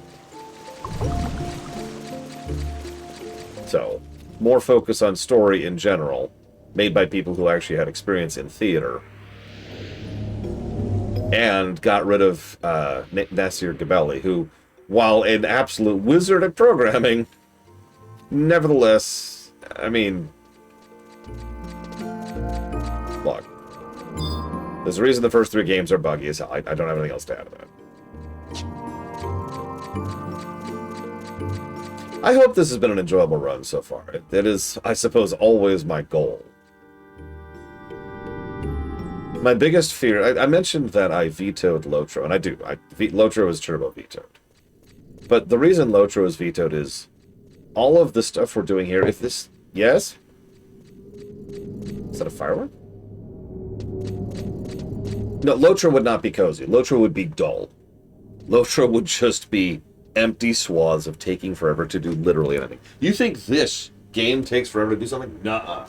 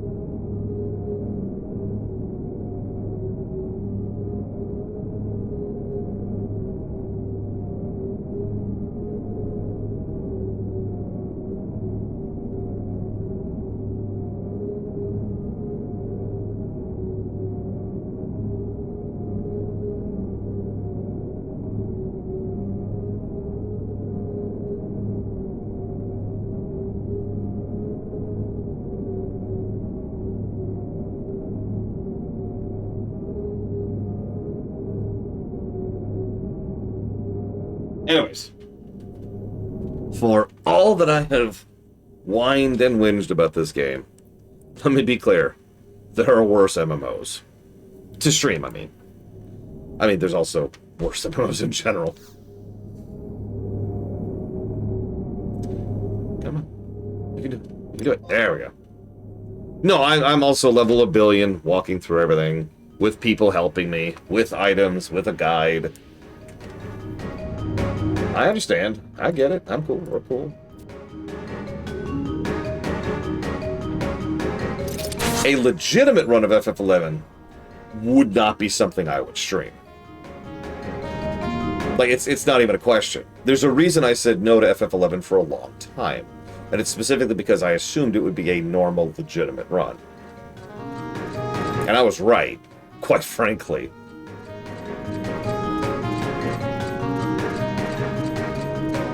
Like, someone actually linked me the FF14 run, or the FF14 highlight reel, and was like, hey! And I actually said in that, I'm never doing FF11. What I meant was I'm never doing a legit FF11 run, and I'm not. I never will. Need him off camera. The legit EQ run. Ah! I had a thought about that, and that's all I'm gonna say, Ross. That's the teaser you get right there. Is I had a thought about that. Moving on.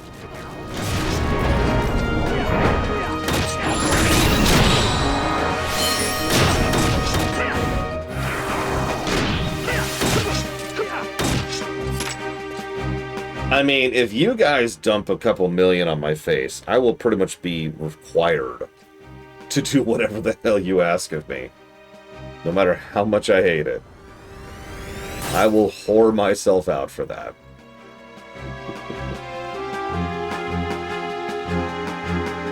So, if I could pick a setting for a Doom-style game to be...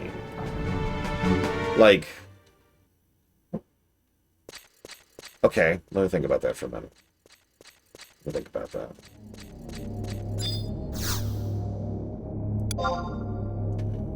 Thank you, Magister. I didn't even pick this. I think Brax? Well, also, kind of, you know, setting up the kiddos for life, late of all, that is a non-zero motivation for me. So yeah, a really good FPS. Doom style. Doom 4 style.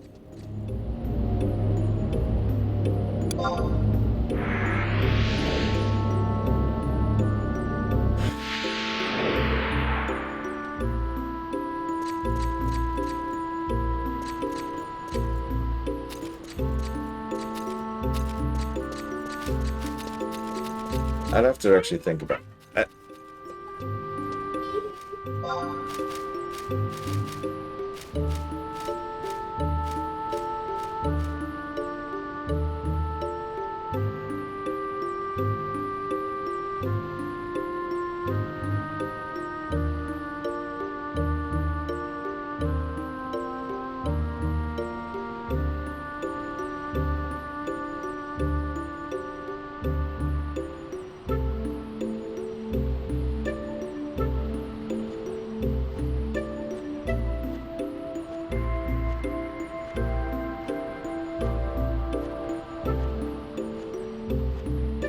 See, the thing is, you can tell I muted myself because I kneeled.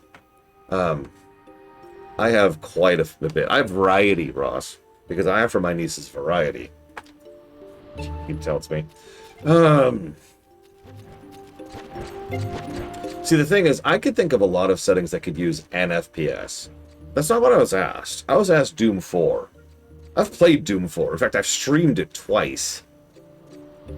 And Doom 4 is a very specific vibe of high adrenaline, beating the snot out of everything in your path, endless wave of destruction, lots of gameplay mechanisms that encourage you to constantly be pushing forward. Like, it's different than just an FPS, right? So I'm thinking, what setting would really fit that kind of, and I'm gonna use that word, adrenaline FPS.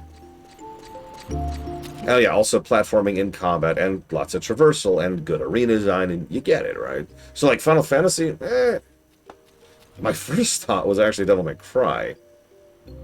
Is this gonna go back? It's not gonna go. Okay, this way, I guess. Where is the nearest crystal? I guess just back, honestly. Yeah, I'm just gonna go back over here. Whatever. What? I obey the Blade Turtle. Yes, Doom 4 is Doom 2016. And yeah, something Warhammer, but actually hear me out. You play as an orc. You actually play as a freaking orc. And you're probably a Flash Gitz, specifically. And you just grab whatever. It would be a very, like, almost a Dead Rising, I think, mechanic where you can just combine whatever you find into something that will kill whatever's in front of you. Probably have a mechanic where you have very, very limited ammo, so you're encouraged to constantly be swapping weapons, you know? Yeah, exactly. Style meter literally unlocks new options as you're going through it. Like, no, I could see that really working really well. Kind of like Tears of the Kingdom, but again, yeah, Dead Rising. I was right. It was Dead Rising.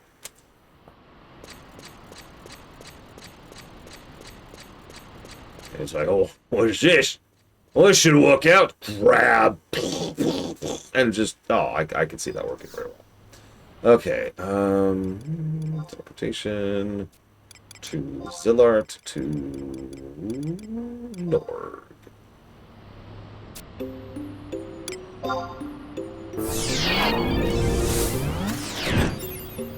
I mean, if you want to screw with it, one of the cute things you could do is make it so that every time you die, you don't actually respawn. You spawn as another different orb. And that's your penalty for failure, is you kind of lose whatever you had on the first dude. And then I would have some like hidden ending where like you become the new boss. You become the war boss. If you never die, you know, if you do a hardcore mode run. What the? Okay. Hey, you got yourself an all, my boy, if I just crump them all. Foul beast, you'll never defeat us all. They just destroy everything. So that's my first thought.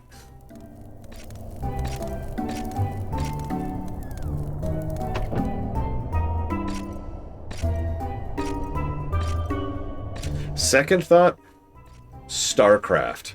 You play as a Protoss warrior. Now, anybody who knows StarCraft probably already gets where I'm going with this. But the idea would be in a similar vein to, rather than just picking up random stuff and using it, your connections, there would have to be some kind of mechanic where you literally use the Kala to connect with other Protoss in order to gain additional types of weapons or attacks or something.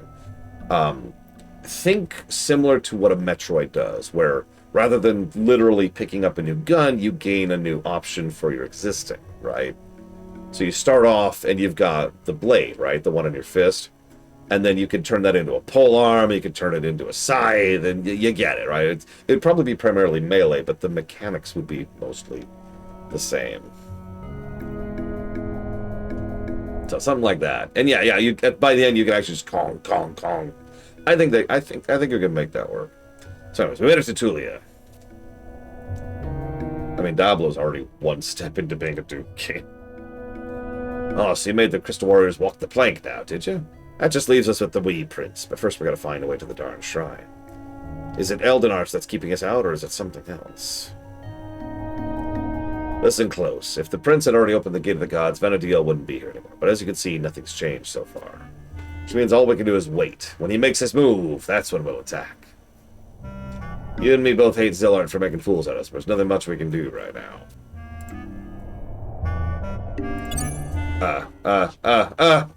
Okay.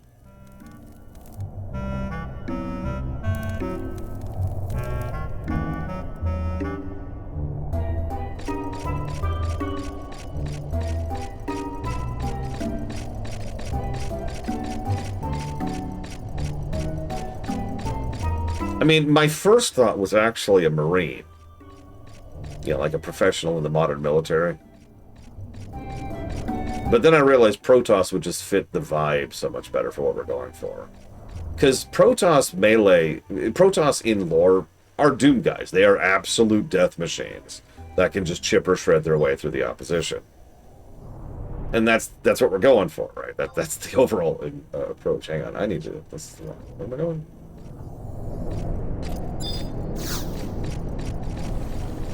Azure? Ooh, I get what you're putting down there. I get that. Hang on. Gardens.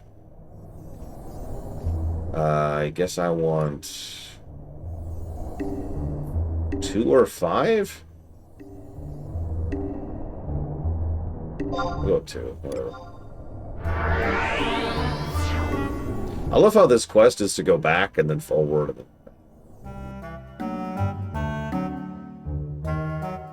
I could see Zerg working really well. The only reason I don't like Zerg, and this is a minor complaint, is that it would be too similar to the Olk thing that I just mentioned. Because the idea then is that the stuff you encounter in the wild becomes your improv, right? You eat a specific enemy and you gain that enemy's ability. It's the same general mechanic. You mix and match the pieces that you find to design your loadout, right? It's still an interesting idea. Yeah, it's very Mega Man. It's still an interesting idea. I'm just not sure what leaks distinctly enough from the Olk idea.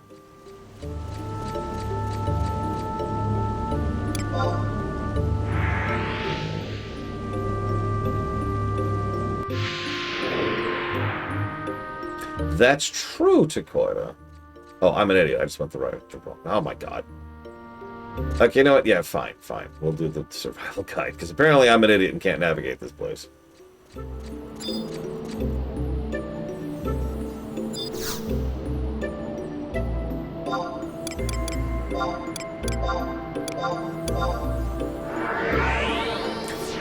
But making it so that you can only eat biological targets.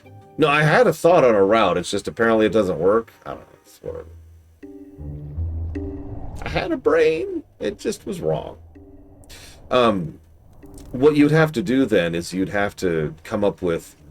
It would come down to itemization, technically.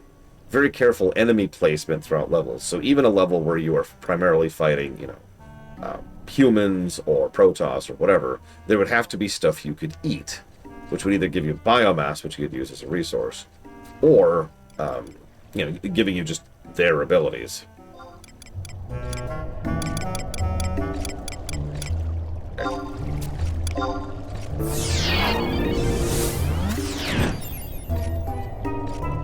And that way, there could be more design to it, right? Imagine we pop into... Yes, Canucks go. Sorry, I had to think about that for a second. Imagine we pop into a Terran facility. And so we're going through, and it's like... The vibe of the mission is a little bit more stealthy, or a little bit more avoidy, or a little bit more... Try not to die to the thousands of things that are trying to kill you, And then you find an Ultralisk in containment.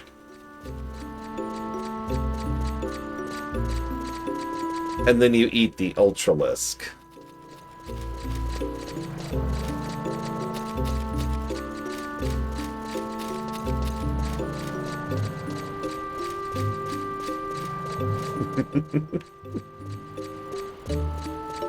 I mean, I think that'd be badass. So I think you got a good idea there. Look, I think I like your idea better than mine. So we've got Zerg from StarCraft, and we've got Olk in Warhammer 40k. Yes, I can imagine witnessing that in real life. It would be terrifying. I mean, a lot of Zerg stuff is terrifying in lore about it. Oh, hello. Hello, Zar.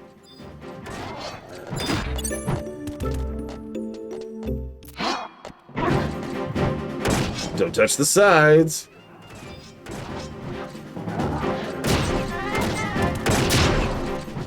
It's okay, this gives Rax a few extra precious seconds to catch up. You could, Loke. I would not, of course. But you could. Is this a named? Yeah, this is a nemesis.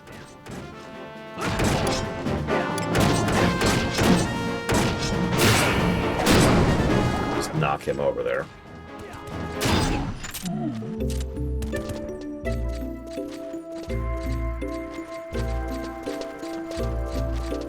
I mean, there would. Absolutely, look. You're 100% right. Yeah, he took a second because he had to, like, a couple dozen thousand HP. Okay, what am I doing? Right, teleport. Get a cutscene.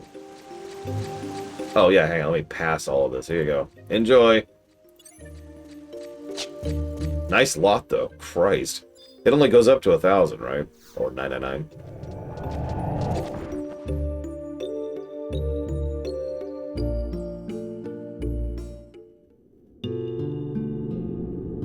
Come on.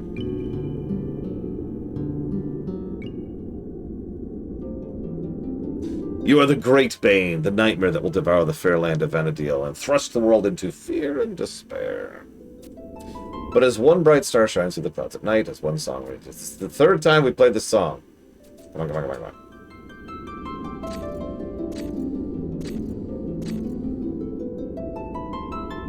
So you've made it this far, Lord. I'm secretly evil, by the way.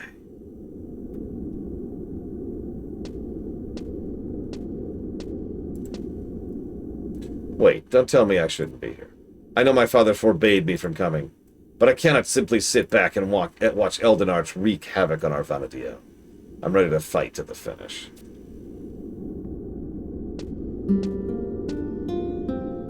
When I first met you, you were just another little fish in a big pond of adventurers. Was I? I don't think you met me till I was like level 70. But now look at you. You're putting your life on the line for the fate of all those on Vana'diel. Even though no one will know you did. Dude, I'm just trying to get home. You know, when this is all over, how about we hop on a ferry, sail around the world? Just the two of us. I am not having sex with you. Doesn't look like you're ready for that. Well, just think about it, okay? I gotta go now. Don't forget what I said, Laura.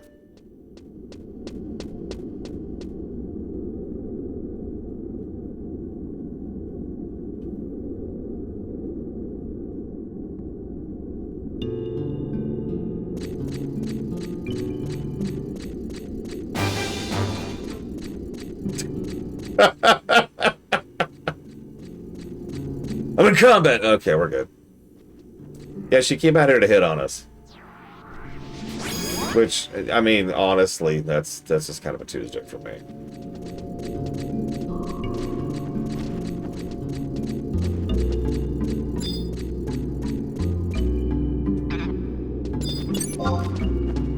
Die, monster.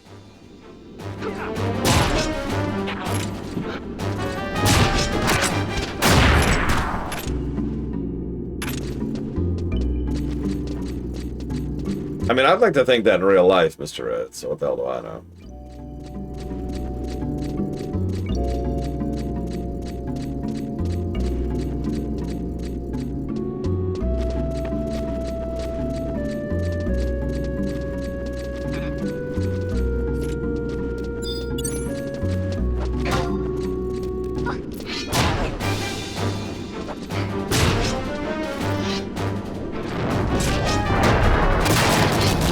Listen, I'm a man in tights.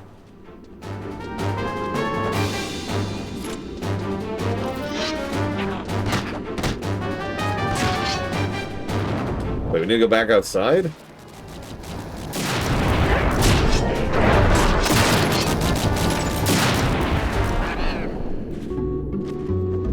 Okay, I'm trusting the Blade Torval here. The Blade Torval would never lead me astray.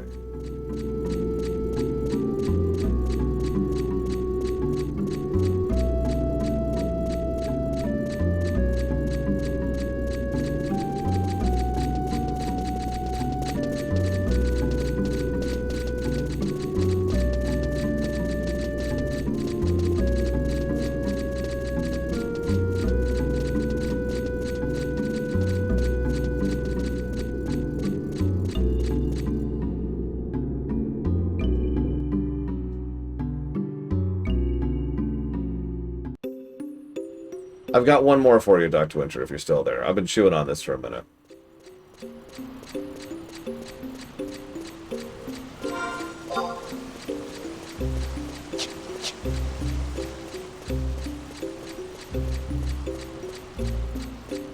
Mega Man X. Sorry.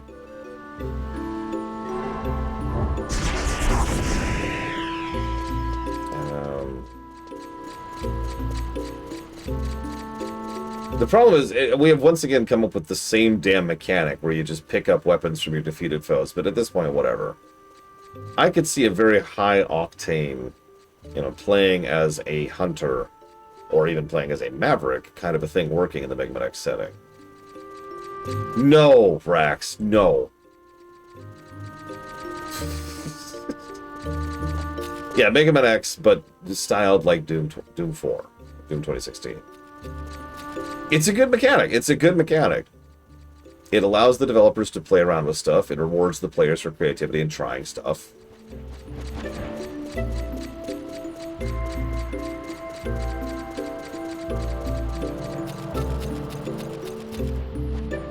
Like, I'm into it, honestly. No, I'm sorry. I'm kidding, Rex. I'm kidding.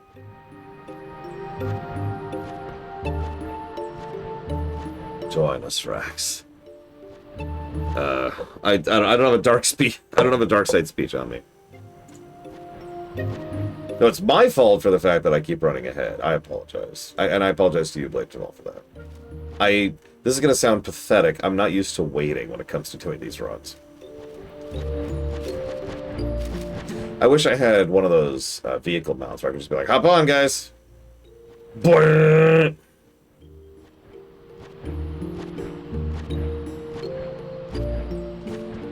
I mean, first-person platforming can work. Again, Doom 4 comes to mind immediately.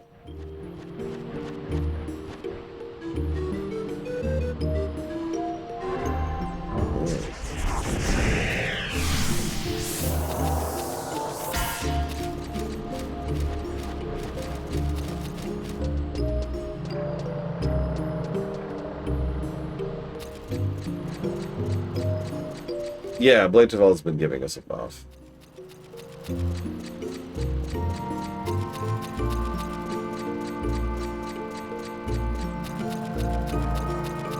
That's a good question. What is that buff? Chocobo Mazurka, it looks like.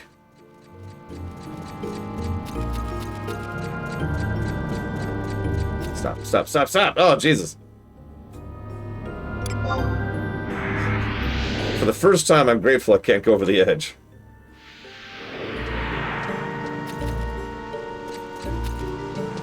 Which one is Ultra Kill? Is that the one where you're the freaking machine that eats blood? Because that is an extremely depressing game. God, I'm not going to explain why, because it's technically spoilers, but that is an extraordinarily depressing game. Honestly, I should have leveled up Bard. I get why we did Dancer, and it's been very useful, but man, imagine if I was the one who could give everyone a speed buff. Yeah, it's very Eastern European. That's a good way to put that. It does also have an astonishingly good performance from an actor who came out of absolutely nowhere. The guy who plays the main rival throughout the course of the thing. I don't even know the dude's name, but he does a really good job of hamming it up. Like, proper hamming it up.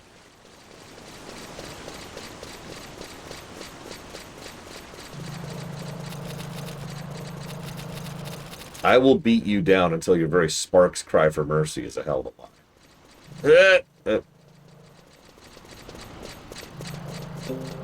Okay, Blade Jamal said stay. I'm going to trust him. Give him the trust. All the trust. All the trust.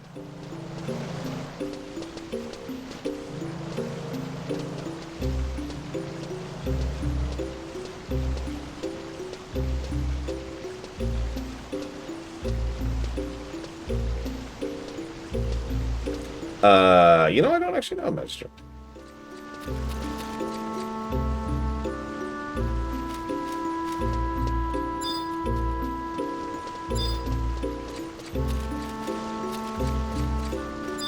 Oh, that one. God dang it. Look, I have a functional brain, I swear. At least I did before I played Final Fantasy XI. And then... You've heard of brain drain? Well, that's usually a national thing, but this is personal.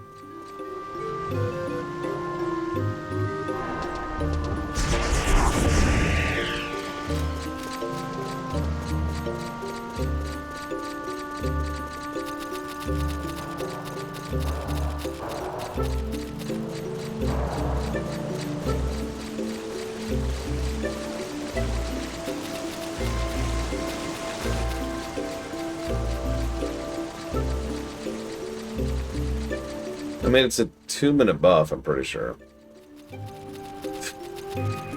Reminds me of Paladins back in the day.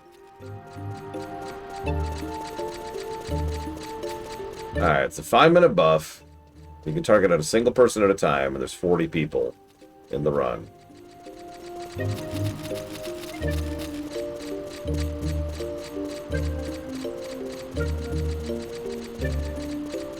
Yeah, Paladins in a while.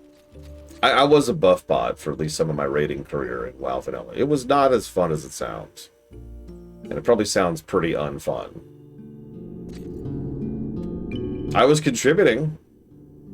No, I was. Like, those buffs were legit. But my entire life was just buffing. Keeping up with the group and buffing. That's not a joke. Because there's 39 other party members. You need to keep the buffs up on all of them. It's a 5-minute buff. You can only target one person at a time. And of course, mana is a concern as well. It literally takes about 5 minutes to go down the group, to go through the whole list. I can stealth.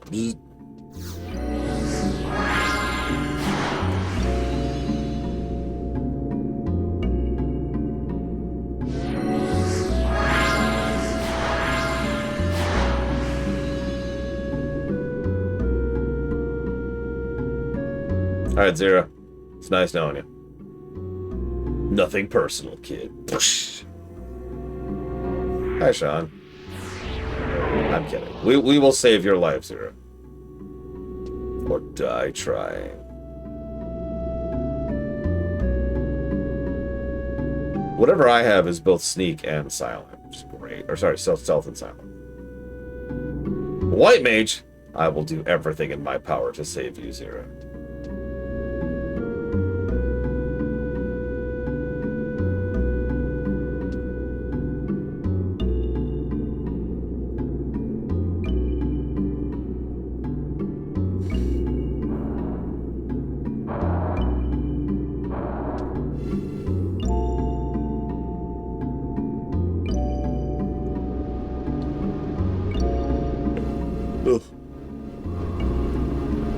Trying to keep an eye behind me if anything aggroes.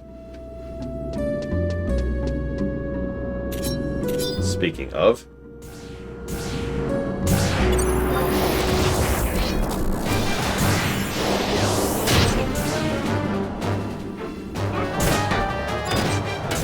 Yeah.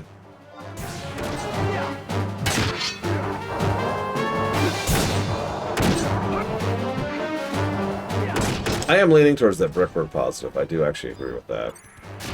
Gameplay-wise, this quest chain kind of sucks, but in the same way that kind of all of them have so far. We've sort of reached kind of a generic suckitude in terms of quest and dungeon design that... we haven't seen anything particularly noteworthy, is what I'm trying to say. And we never will, right? Right?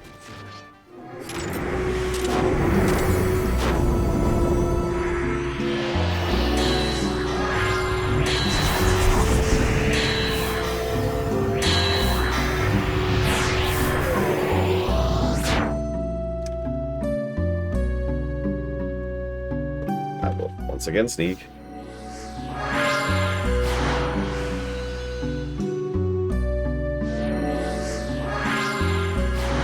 Actually, I'm going to hit this really quick so I can jot down some notes really quick here. This is the first expansion, Register.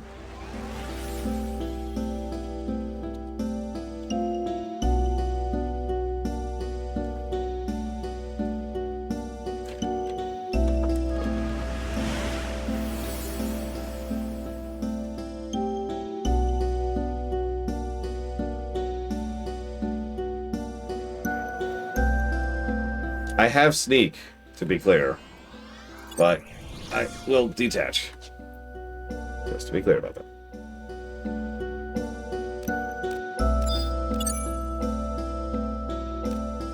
Let's just kill this thing. Oh, that sounds like fun, Delirium. Oh, yeah, I can actually kill this thing.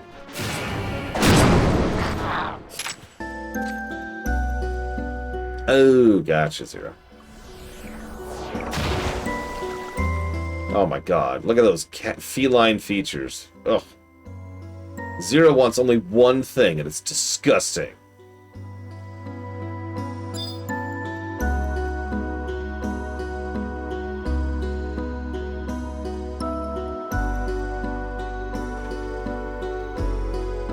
Treats!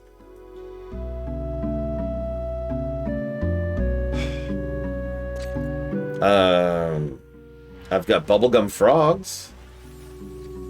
Does that sound good? Oh, well, I'm waiting. We'll jot down some more thoughts here.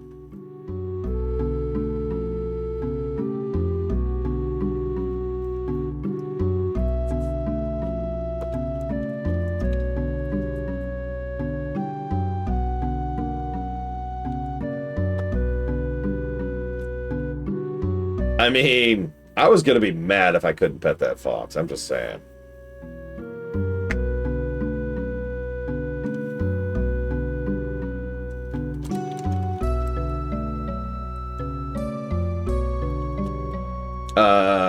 Yes, Mr. Red is also an Elizon. See? Like me.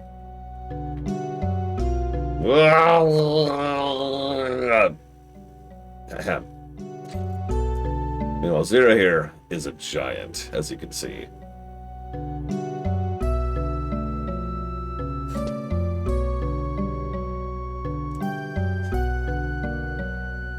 Why are you so short, Zero?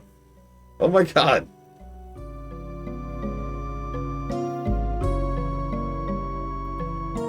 Oh, I hope it's working, Polka Sweater. Yes, this is Jane Fantasy. Wait, is there seriously no height in this game? It's been a long time since I made my character. I don't remember.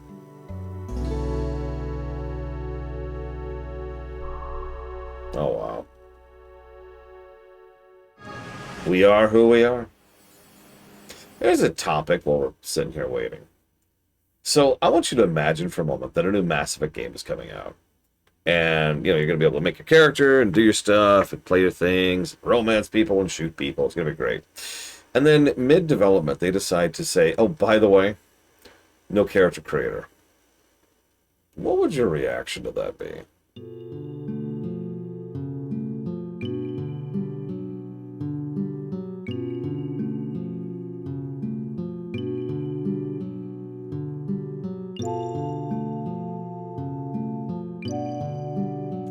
Sorry.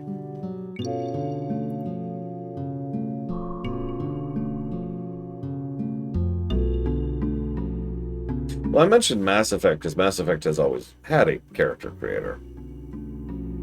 What do I mean by no character creator? I mean exactly what I said. Do not make a character.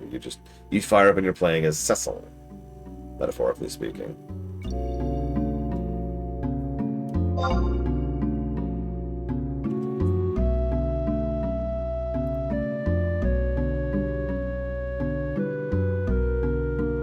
Yeah, see, it's kind of why I make that distinction. I could try the door. Hang on. The door is still locked, so no.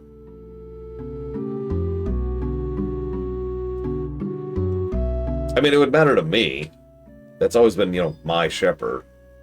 Or my warden from Dragon Age. But see, that's the thing, Colgrim. Like, I think part of the relevance here is the fact that it's a Mass Effect game. Some games just kind of have character creation as sort of an anti-feature. It is the actual term for this. In other words, something that is considered normal, something that's just kind of a default thing. You have the ability to make your character. It's not like an RPG can't have a static character. Again, the analogy I just made, the joke I just made, gets that across. Final Fantasy IV does not have a character creator. It's still a perfectly good game, right?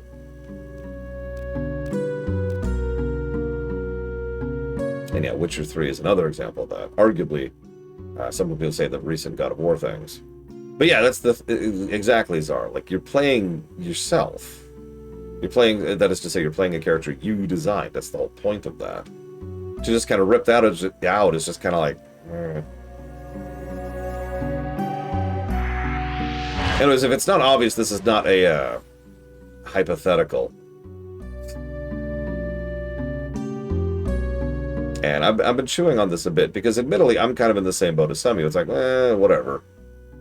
I don't mind playing a pre-existing character. In fact, in some cases, I actually prefer it, because that way you can actually make the pre-existing character character.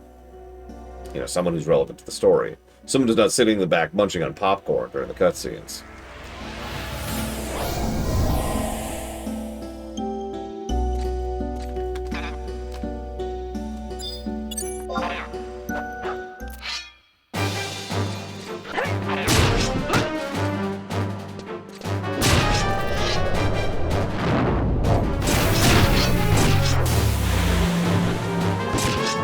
Oh yeah, that's another thing. They ripped out the character creator as opposed to, you know, never having it. It was supposed to be a feature that they decided to nix, and that's not a good sign at all.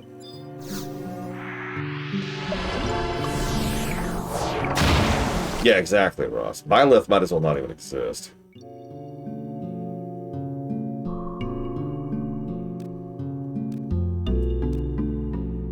Oh, God, Colgrim. I mean, bad writing's bad writing. It's nothing for that.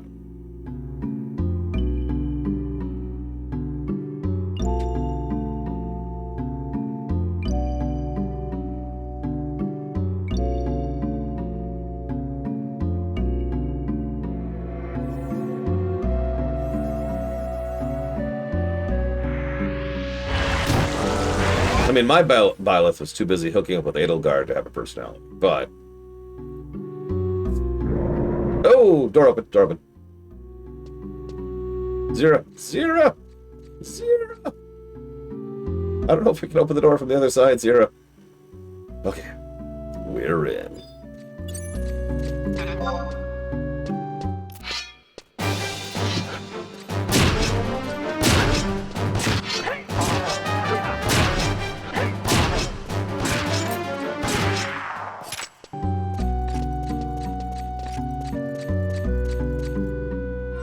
Where are we? I guess where are we going might be a better question.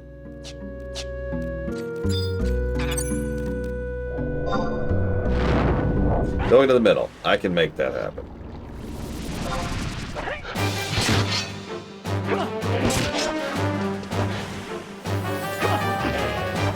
I mean, Mass Effect's kind of a bad example here, because Shepard is usually not very well written. Pound for pound. Brick Shepard, right? Okay, so we're going this way. I got this. I got this. I don't got this. This might be one of the most legit dungeons we do this entire run.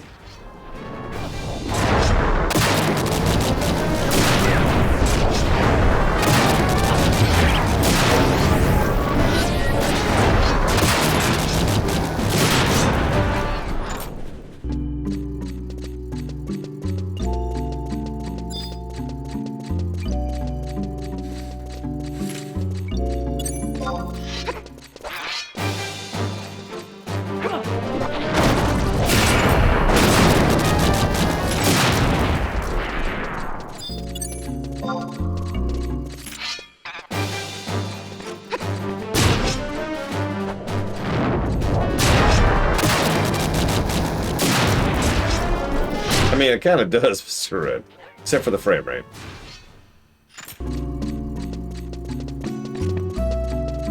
I mean, yeah, Dr. Winter, that is valid.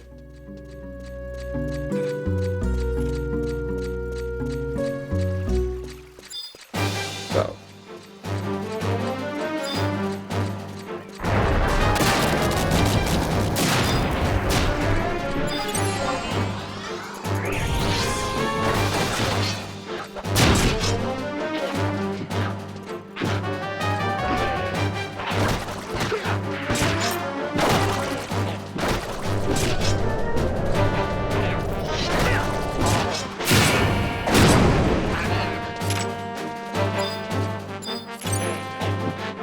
I mean, honestly, every time I've played Baldur's Gate 3, I've played a custom. Pretty much for the reasons we just mentioned. And in DOS 2, I usually just... Like, I just play the Red Prince. Because he's the best. Wow, I took damage. Oh my god. I am in shock. Okay, so does it matter which way we go? Doesn't look like it. Let's go this way, see what happens. I mean, Fane does bone better. We all know this.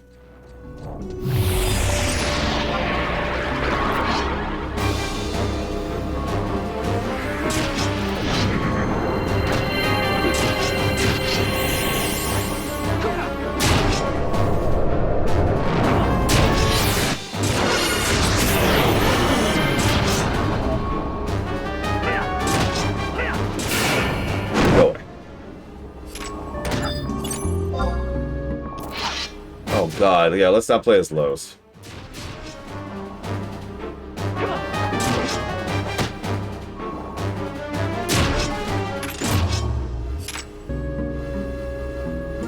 Okay. Damn it, whatever. I'm just gonna pursue. These are level 80, so they probably want to kill us.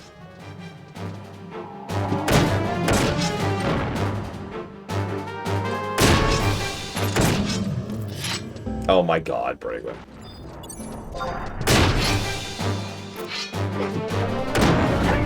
Yeah, I would agree with that, Cashel.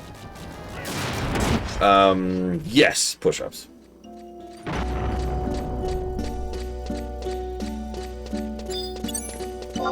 No, I caught that Blade to All, but Zira healed me, I think.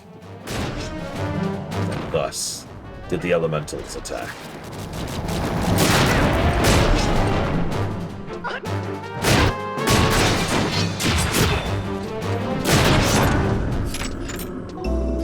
I've never seen the film, Elizar, and I actually never will. Hi, Bladefall.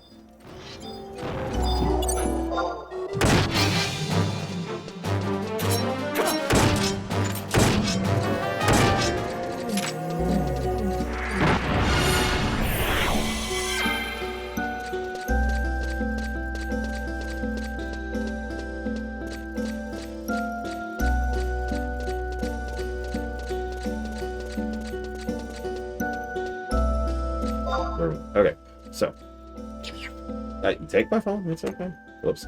No, yeah, the Joker, the Joaquin Phoenix Joker film is apparently very good, and I'm just never. By the advice of many friends, I am never touching that film. What film? The Joker. Like to watch it? Yeah. Why? It's the one with Joaquin. It's very real. Not believable. Not grounded. Real. So what do I watch or listen to when I feel depressed? Usually bad stuff. Like bad games, bad movies. Obviously there's a specific flavor, a slice of bad there, right? I'm trying to do something that's still enjoyable, but like, I'll actually use a very specific example. Somewhat recent, this is a few months ago actually.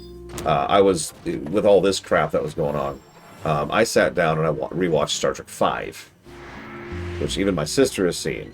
I don't know if she remembers that. I just got a better point. It was, it's Star Trek V. So, What's up? Can't two things at once. I'm in the queue. Sharknado would be another good thing. Or, so, I haven't seen Sharknado in a long time. I'll tell you a film I have seen. Snakes on a Plane? Birdemic is actually, although Snakes on a Plane would qualify as well. But seriously, Birdemic. If you haven't seen that film, it is so bad. Yeah, no, exactly, Ross. When I was at the father-in-law's house, oh my god. Did you catch it before? I did. When I was at the father-in-law's house, I played a bunch of bad games on purpose. And that was a deliberate choice. That was my choice. No, Star Trek V is The Final Frontier. Star Trek VI is Undiscovered Country. Oh. I have seen parts of The Room. I know that's so bad it's good for some people. It just didn't work for me. Okay, so boss time. So, what I was going to say is there is a thing. The thing that we were going to originally go to doesn't actually exist. So Okay. there is a thing. They have food trucks and stuff if you want to do that for dinner. Sure, when? Because I've got a boss fight right in front of me. Would after this boss fight be a good stopping place? What are we thinking, guys? Let me look at what's the next quest. Cutscene. Dungeon from Hell? Yeah, looking like yes. So let's go beat up Kid Boy. That's his superhero name. Evil Kid Boy? Evil Kid Boy, excuse me. Gotta get the denominator on there. Evil Boy Kid. Evil Boy, oh, I like that better. Yeah, because Wicked. Mm-hmm, yeah. Wicked just goes really well together. It does. Wicked. It flows nicely. No. Super Evil Boy Kid. That sounds like a song now. Super evil. No, there's super evil. There's going to be 2 more syllables there.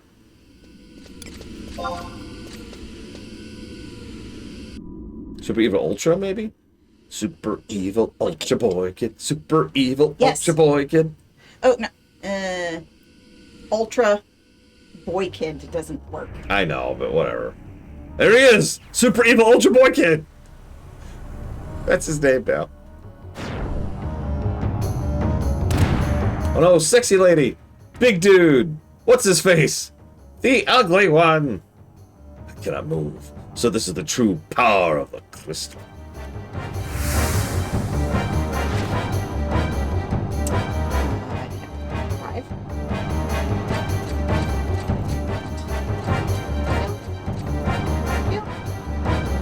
Nice to see you all again.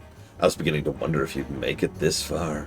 But enough with the greetings. We all know why we're gathered here today. Do we? Well, let me be brief. Do you know why we're here? I don't.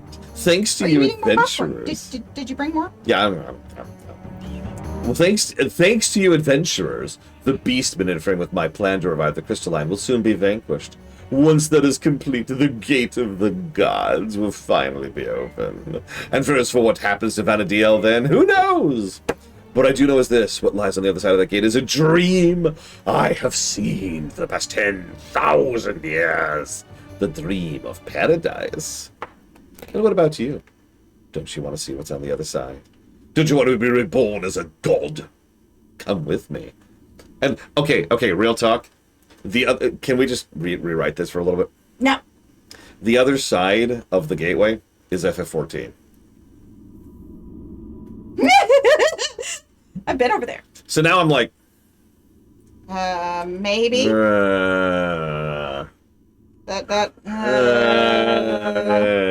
No, I probably shouldn't damn an entire world just to get back to FF14. Ugh, fine. That's canon now. That's canon. My character is actually going to refuse to destroy Vana'diel to get back home. So it's like... Is that you in the back there? Yeah, that's me. I'm actually here at the cutscene. You're still answering to your foolish pride? Come on, I'm giving you one last chance. The chance to be almighty, and you're just throwing it away. You people truly are the plague of Vana'diel. You don't think you could stop me, do you? You don't think that petty beings such as you could make a difference in the world? Yeah, I need to give our first character positive to Lore Runner for not sacrificing the entire planet when we go home. You're pitiful and useless. The darkness that lurks within all of you is the disease that eats away at this planet. And if you want to die meaningless deaths, I won't stand in your way. Now it's time to say goodnight to all those who failed to cooperate.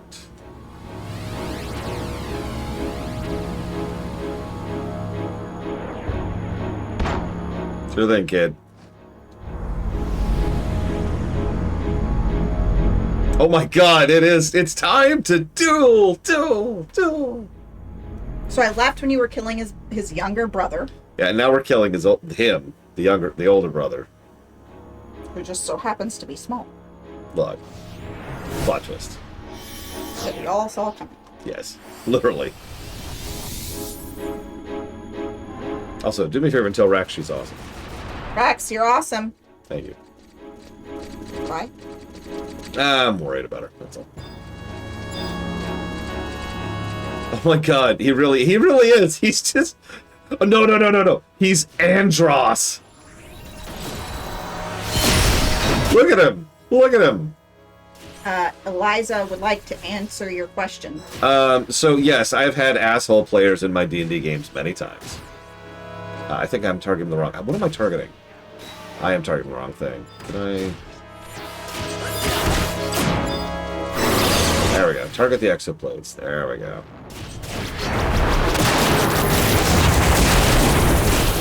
Have fun at the concert, Sean. Bye, Sean. I want snacks. Nom, nom, nom, nom, nom, nom. So, you want to see something funny? What's up? Hold on, let me get- Brax, I cannot stop. Okay, I'm gonna stop that joke right there. You are awesome.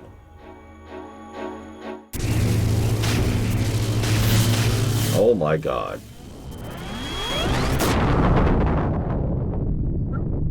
Was this today when the bucket storm hit? Yeah, we were inside. Yeah. Yeah. No, yeah, I saw it right out the window and I'm like, oh. I underestimated your ability. You fight well for such lower life forms. But there's no more time Did you- for did playing you- games. I did. Him? Yeah. I just had to target the right thing. Prepare to witness my true power. You Dutch knave.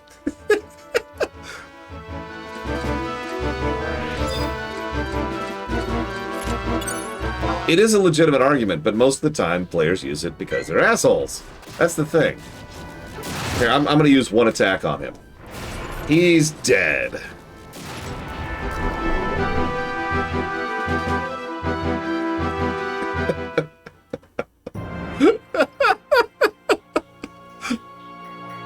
Ooh. Ah, yeah, that was rough. Ooh. I was getting worried there. Yeah, as a reminder, I'm not just level 99. I have really good gear. Thank you again to everyone for helping me set that up. Why? Have I ever done that, Elizar? No, I'm not an asshole. In the eyes of the gods, I too am no different from Camlanot. He's not an asshole, he's a butthole. Damn right. But that won't stop me from restarting the crystal line, whether it's completed or not.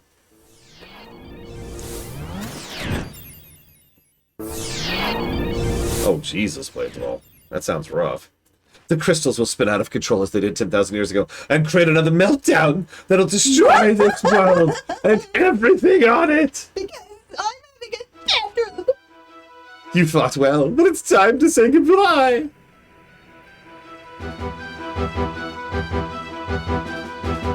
Jesus, Bladewall. His eyeball. Yeah. Now we know why you had a thingy on. Oh, hang on. Pass the popcorn. I hand some to Zira. Here you go, Zira. Blade Tavel, you want some popcorn? Panic Scout brought us some popcorn. Oh, here you go, Mr. Red. It's got black pepper. Ugh. What? Oh, come, my popcorn! Well, it's okay. I happen to be personal friends with the Loa of Corn. Here, you can have some kettle corn. Thank you. I'll have the black pepper corn. Anyone want just buttered? I can do buttered.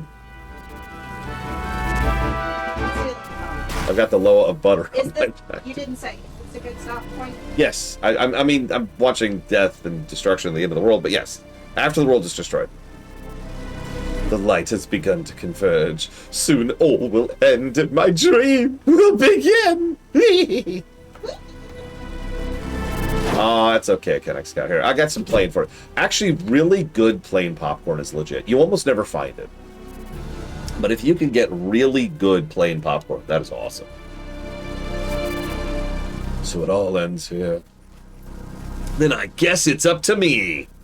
Abs girl.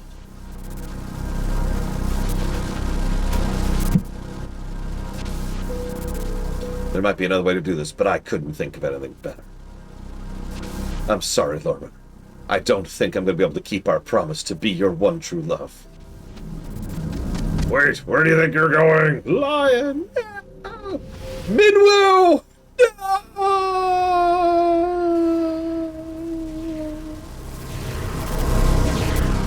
Oh, I hate you, Ross.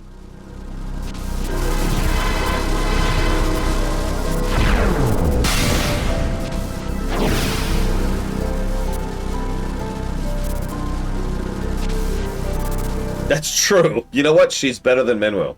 Because Minwu died to open a frickin' door. What is this noise? Part of the crystals is fading, but how can this be?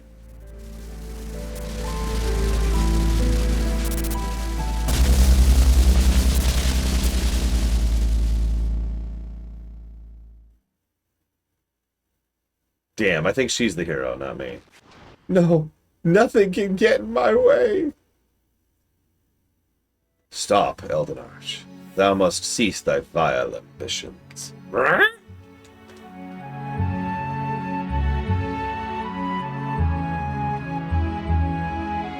Thou must no longer bring harm to the world of Vana'diel. Dost thou not yet realize? Harming Vana'diel will only bind thee from attaining thy dream of paradise. Yevenoyal? God, I don't know how to pronounce that. Elden Arch. Something can never really be destroyed. It only changes to take on a new form. And now thy time has come to take on a new form. That's a hell of a way to say, time to die, kid. Let us go.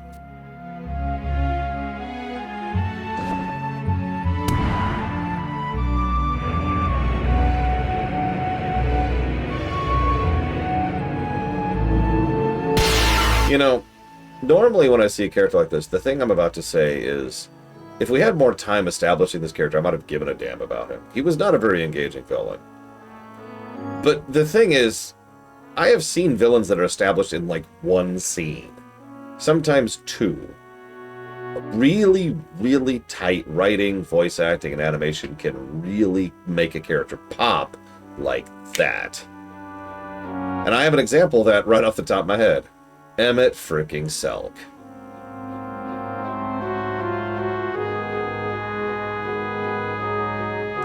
Until we meet again, Warriors of the Crystal. Yeah, actually, Xenos. Xenos is another good example of that. To my great dismay, Xenos, especially in vanilla Stormblood, was a really good character. And I stand by that. Nobody was more surprised by that than me. And yeah, actually Thanos in Infinity War is another good example of this. You get the point. Obviously, establishment can help. Taking time and effort to give them screen time can work. But really, really, really tight writing can make a character pop like that. So, it's not... it's the fact that he didn't get more screen time is not necessarily an excuse, is what I'm trying to say. Let us hope that puts an end to Zillard's plans. You did a great job. And the lion. If it wasn't for her, who knows what would become of Vana'diel. I speak for all of Vana'diel when I say thank you. I didn't want to sacrifice myself. Actually, yeah, Major Partagaz. I agree with you completely. He's in, what, 3 scenes total? Well, now that we got that out of the way, let's get out of here. This place gives me the creeps. I think if Lion was here, she would still agree. Seeing around in the next expansion. I too bid you farewell, but I do not feel like this meeting will be our last. Yeah, I've literally already seen you in the future, buddy. What do you mean, seeing me in the future? Don't worry about it. Don't think about it too much.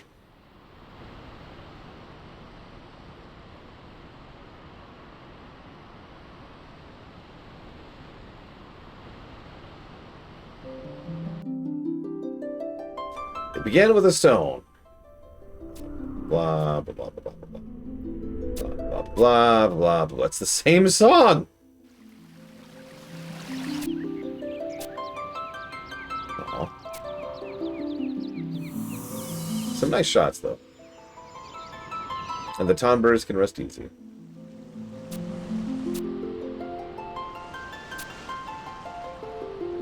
I mean, my favorite example is Darth Vader got, what, 12 minutes in A New Hope? It's a shockingly small period of time. Darth Vader.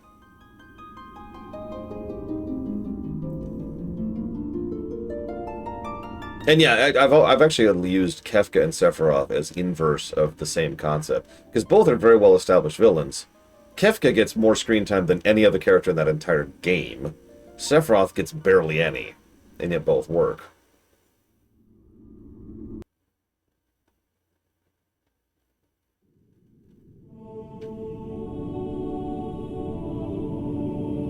Yeah, Boba Fett was better than Phasma. To use the same concept in reverse directions. Anyways, woo, we did it! We've defeated the Zillart. Yeah, we're basically, we have a bunch of cutscenes to do, and like one dungeon, looks like. Yeah, G-Man's another good example of that. I didn't quite... I managed to beat 2 expansions in 2 days, but, you know. Oh, God. 40, Ross. It's gonna be less than that, isn't it? 35. Wow.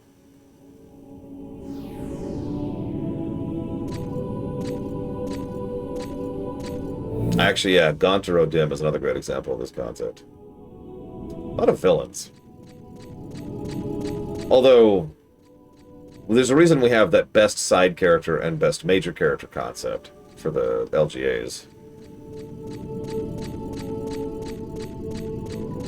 Like, there have been some weirdly... How many of you remember Alfred? Real question. It's okay if you don't. I'm just curious, because I do.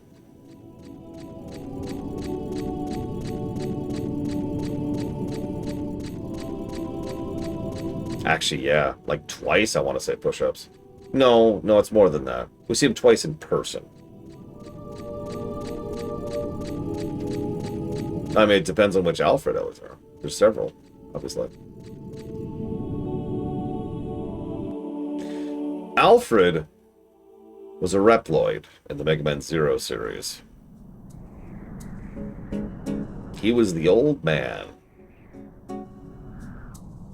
He's in, I think, a grand total of... like, he's a completely optional NPC you can talk to randomly on the side. And he's one of the most engaging characters in that entire game. In those entire games. Good afternoon, Evo. You are amazing, too. Remember, if you type !Evo right now, you, too, can get a link to her Steam page, because she's working on a game and she's already gotten it on Steam. And it's awesome. Yeah, he does get X-Cow. And yeah, the Quaggan couple in Guild Wars 2. That's another excellent example of this.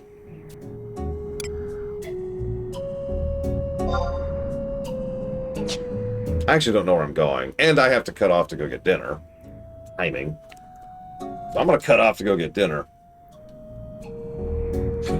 Oh, yeah. The couple in Majora's Mask is another good example.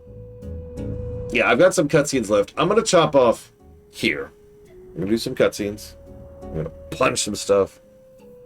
What am I going to eat? I have no idea. This rock. It's not very tasty. Yeah.